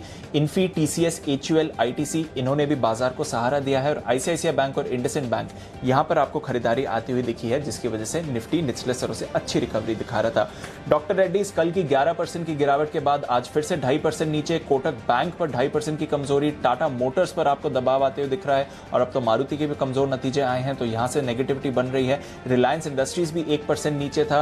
Axis bank, SBI, HDFC bank, इन तीनों दिग्गजों में भी दबाव और साथ ही एलएनटी, इस पर भी गिरावट थी। तो ब्रेथ डेफिनेटली डिक्लाइंस की तरफ ज्यादा थी, पर कुछ दिग्गजों ने निफ्टी को संभालने की कोशिश करी है। वायदा बाजार की बात करें तो भारतीय एयरटेल के साथ साथ इंडस टावर्स में अच्छी खरीदारी रही। सेल पर आपको आज अच्छी मूव आती हुई दिखी, हालांकि बैन में था काउंटर। बीईएल अगले हफ्ते नतीजों से पहले स्टॉक में एक्शन, साथ ही SBI life, Torrent pharma, Nippon life, Balkrishna, Granules, ये सारे काउंटर से जहां पर खरीदारी दिखी। नतीजों से पहले यूनाइटेड ब्रूरीज भी पॉजिटिव एक्शन आपको दिखाते हुए दिखाया। आईसीआईसीआई लोम्बार्ड, इन्फोएज, वेदांता यहां पर भी पॉजिटिव एक्शन आपको बनते हुए दिखाया। पर गिरावट आई है कैनरा बैंक में, 4.5% नीचे था ये काउंटर। आज हमने मैनेजमेंट से भी बात करी थी नतीजों के बाद। नवीन फ्लोरिन एक बार फिर से प्रेशर, 4% नीचे। एमएनएम फाइनेंस, इंटरग्लोब, नतीजों का असर लगातार 6 क्वार्टर से यहां पर आपको घाटा आते हुए दिख रहा है और बढ़ते हुए दिख रहा है घाटा। Cadila, doctor Reddy's, bank of Baroda, PNB, Cipla, ये सारे काउंटर्स थे जहां पर वीकनेस रही। तो फाइनेंशियल्स पर कमजोरी थी, ऑटो स्टॉक्स में गिरावट थी और कुछ फार्मा स्टॉक्स ने होल्ड आउट किया, पर बाकी फार्मा स्टॉक्स पर भी दबाव था। इसकी वजह से बाजार में आपको गिरावट बनती हुई दिखी है। पर दूसरी तरफ ढेरों स्टॉक्स थे कैश मार्केट्स में जहां पर एक्शन दिखा। सर्किट पर जेके पेपर, लगभग सर्किट लगता हुआ आपको दिखा था। सेंचुरी टेक्सटाइल, बड़ी खबर, वर्ली प्रोजेक्ट के लिए क्लियरेंस मिली है। बॉम्बे डाइंग, रेमंड, जबरदस्त उछाल यहां पर आते हुए दिखा। महिंद्रा लाइफ के आपको नतीजे आते हुए दिखे, नजर रखिए उस पर। टीसीआई के बाद अच्छा एक्शन, 10 की कमाई का राकेश जी, कुणाल जी का पिक। फिलिप्स कार्बन 8% ऊपर, अनिल जी ने भी कुछ समय पहले इस पर बात करी थी। वेल्सपन इंडिया एक और नतीजों का रिएक्शन, 4.5% ऊपर बंद होते हुए दिखा। तो अनिल जी, ब्रॉडर मार्केट्स में अच्छी तेजी, कुछ दिग्गजों ने निफ्टी को सहारा दिया, बट बैंक्स अभी भी सुस्त। पर जो आप इंपॉर्टेंट लेवल्स की बात कर रहे थे उसके तो काफी ऊपर बाजार बंद होते हुए दिख रहे हैं सर, कल की एक्सपायरी से पहले।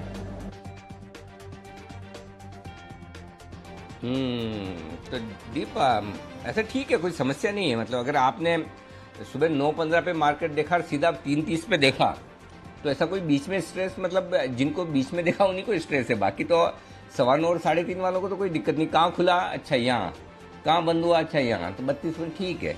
तो ऐसे मतलब पूरे दिन भर ना देखो तो स्ट्रेस तो नहीं होता है। क्यों कुणाल जी, अगर आपने सुबह मतलब 9:15 देखा, दोपहर में 3:30 देखा, तो कोई स्ट्रेस है आपको?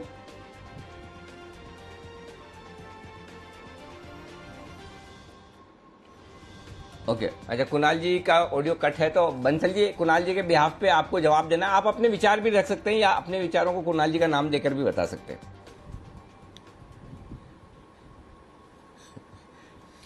नहीं अनिल जी, ये तो आपने अच्छी चीज बोली कि अपने विचारों का कुणाल जी का नाम लेके भी बता सकते हैं, बट अभी उसकी अनिल जी जरूरत नहीं है। जरूरत आने पर अनिल जी इस मतलब की बजर बटन का प्रयोग करूंगा। बट एक चीज अनिल जी, हम कितनी बार हम बोलते हैं और कुणाल जी कि stop loss on closing basis, Anil ji इसलिए बोलते हैं stop loss on closing basis.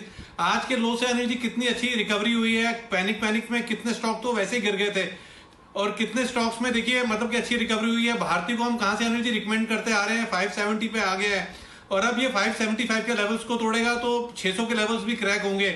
तो अनिल जी बट उसमें एक चीज कहना चाहूंगा कि स्टॉप लॉस चाहे हम क्लोजिंग बेसिस हो, बट जो मार्केट से जुड़ा हुआ आदमी है वो अनिल जी मार्केट तो दिखेगा, धड़कन भी बढ़ाएगा, बट ये चीज सीखनी पड़ती है जो stop loss on closing basis है वहां पर stop loss on closing basis he follow करना चाहिए।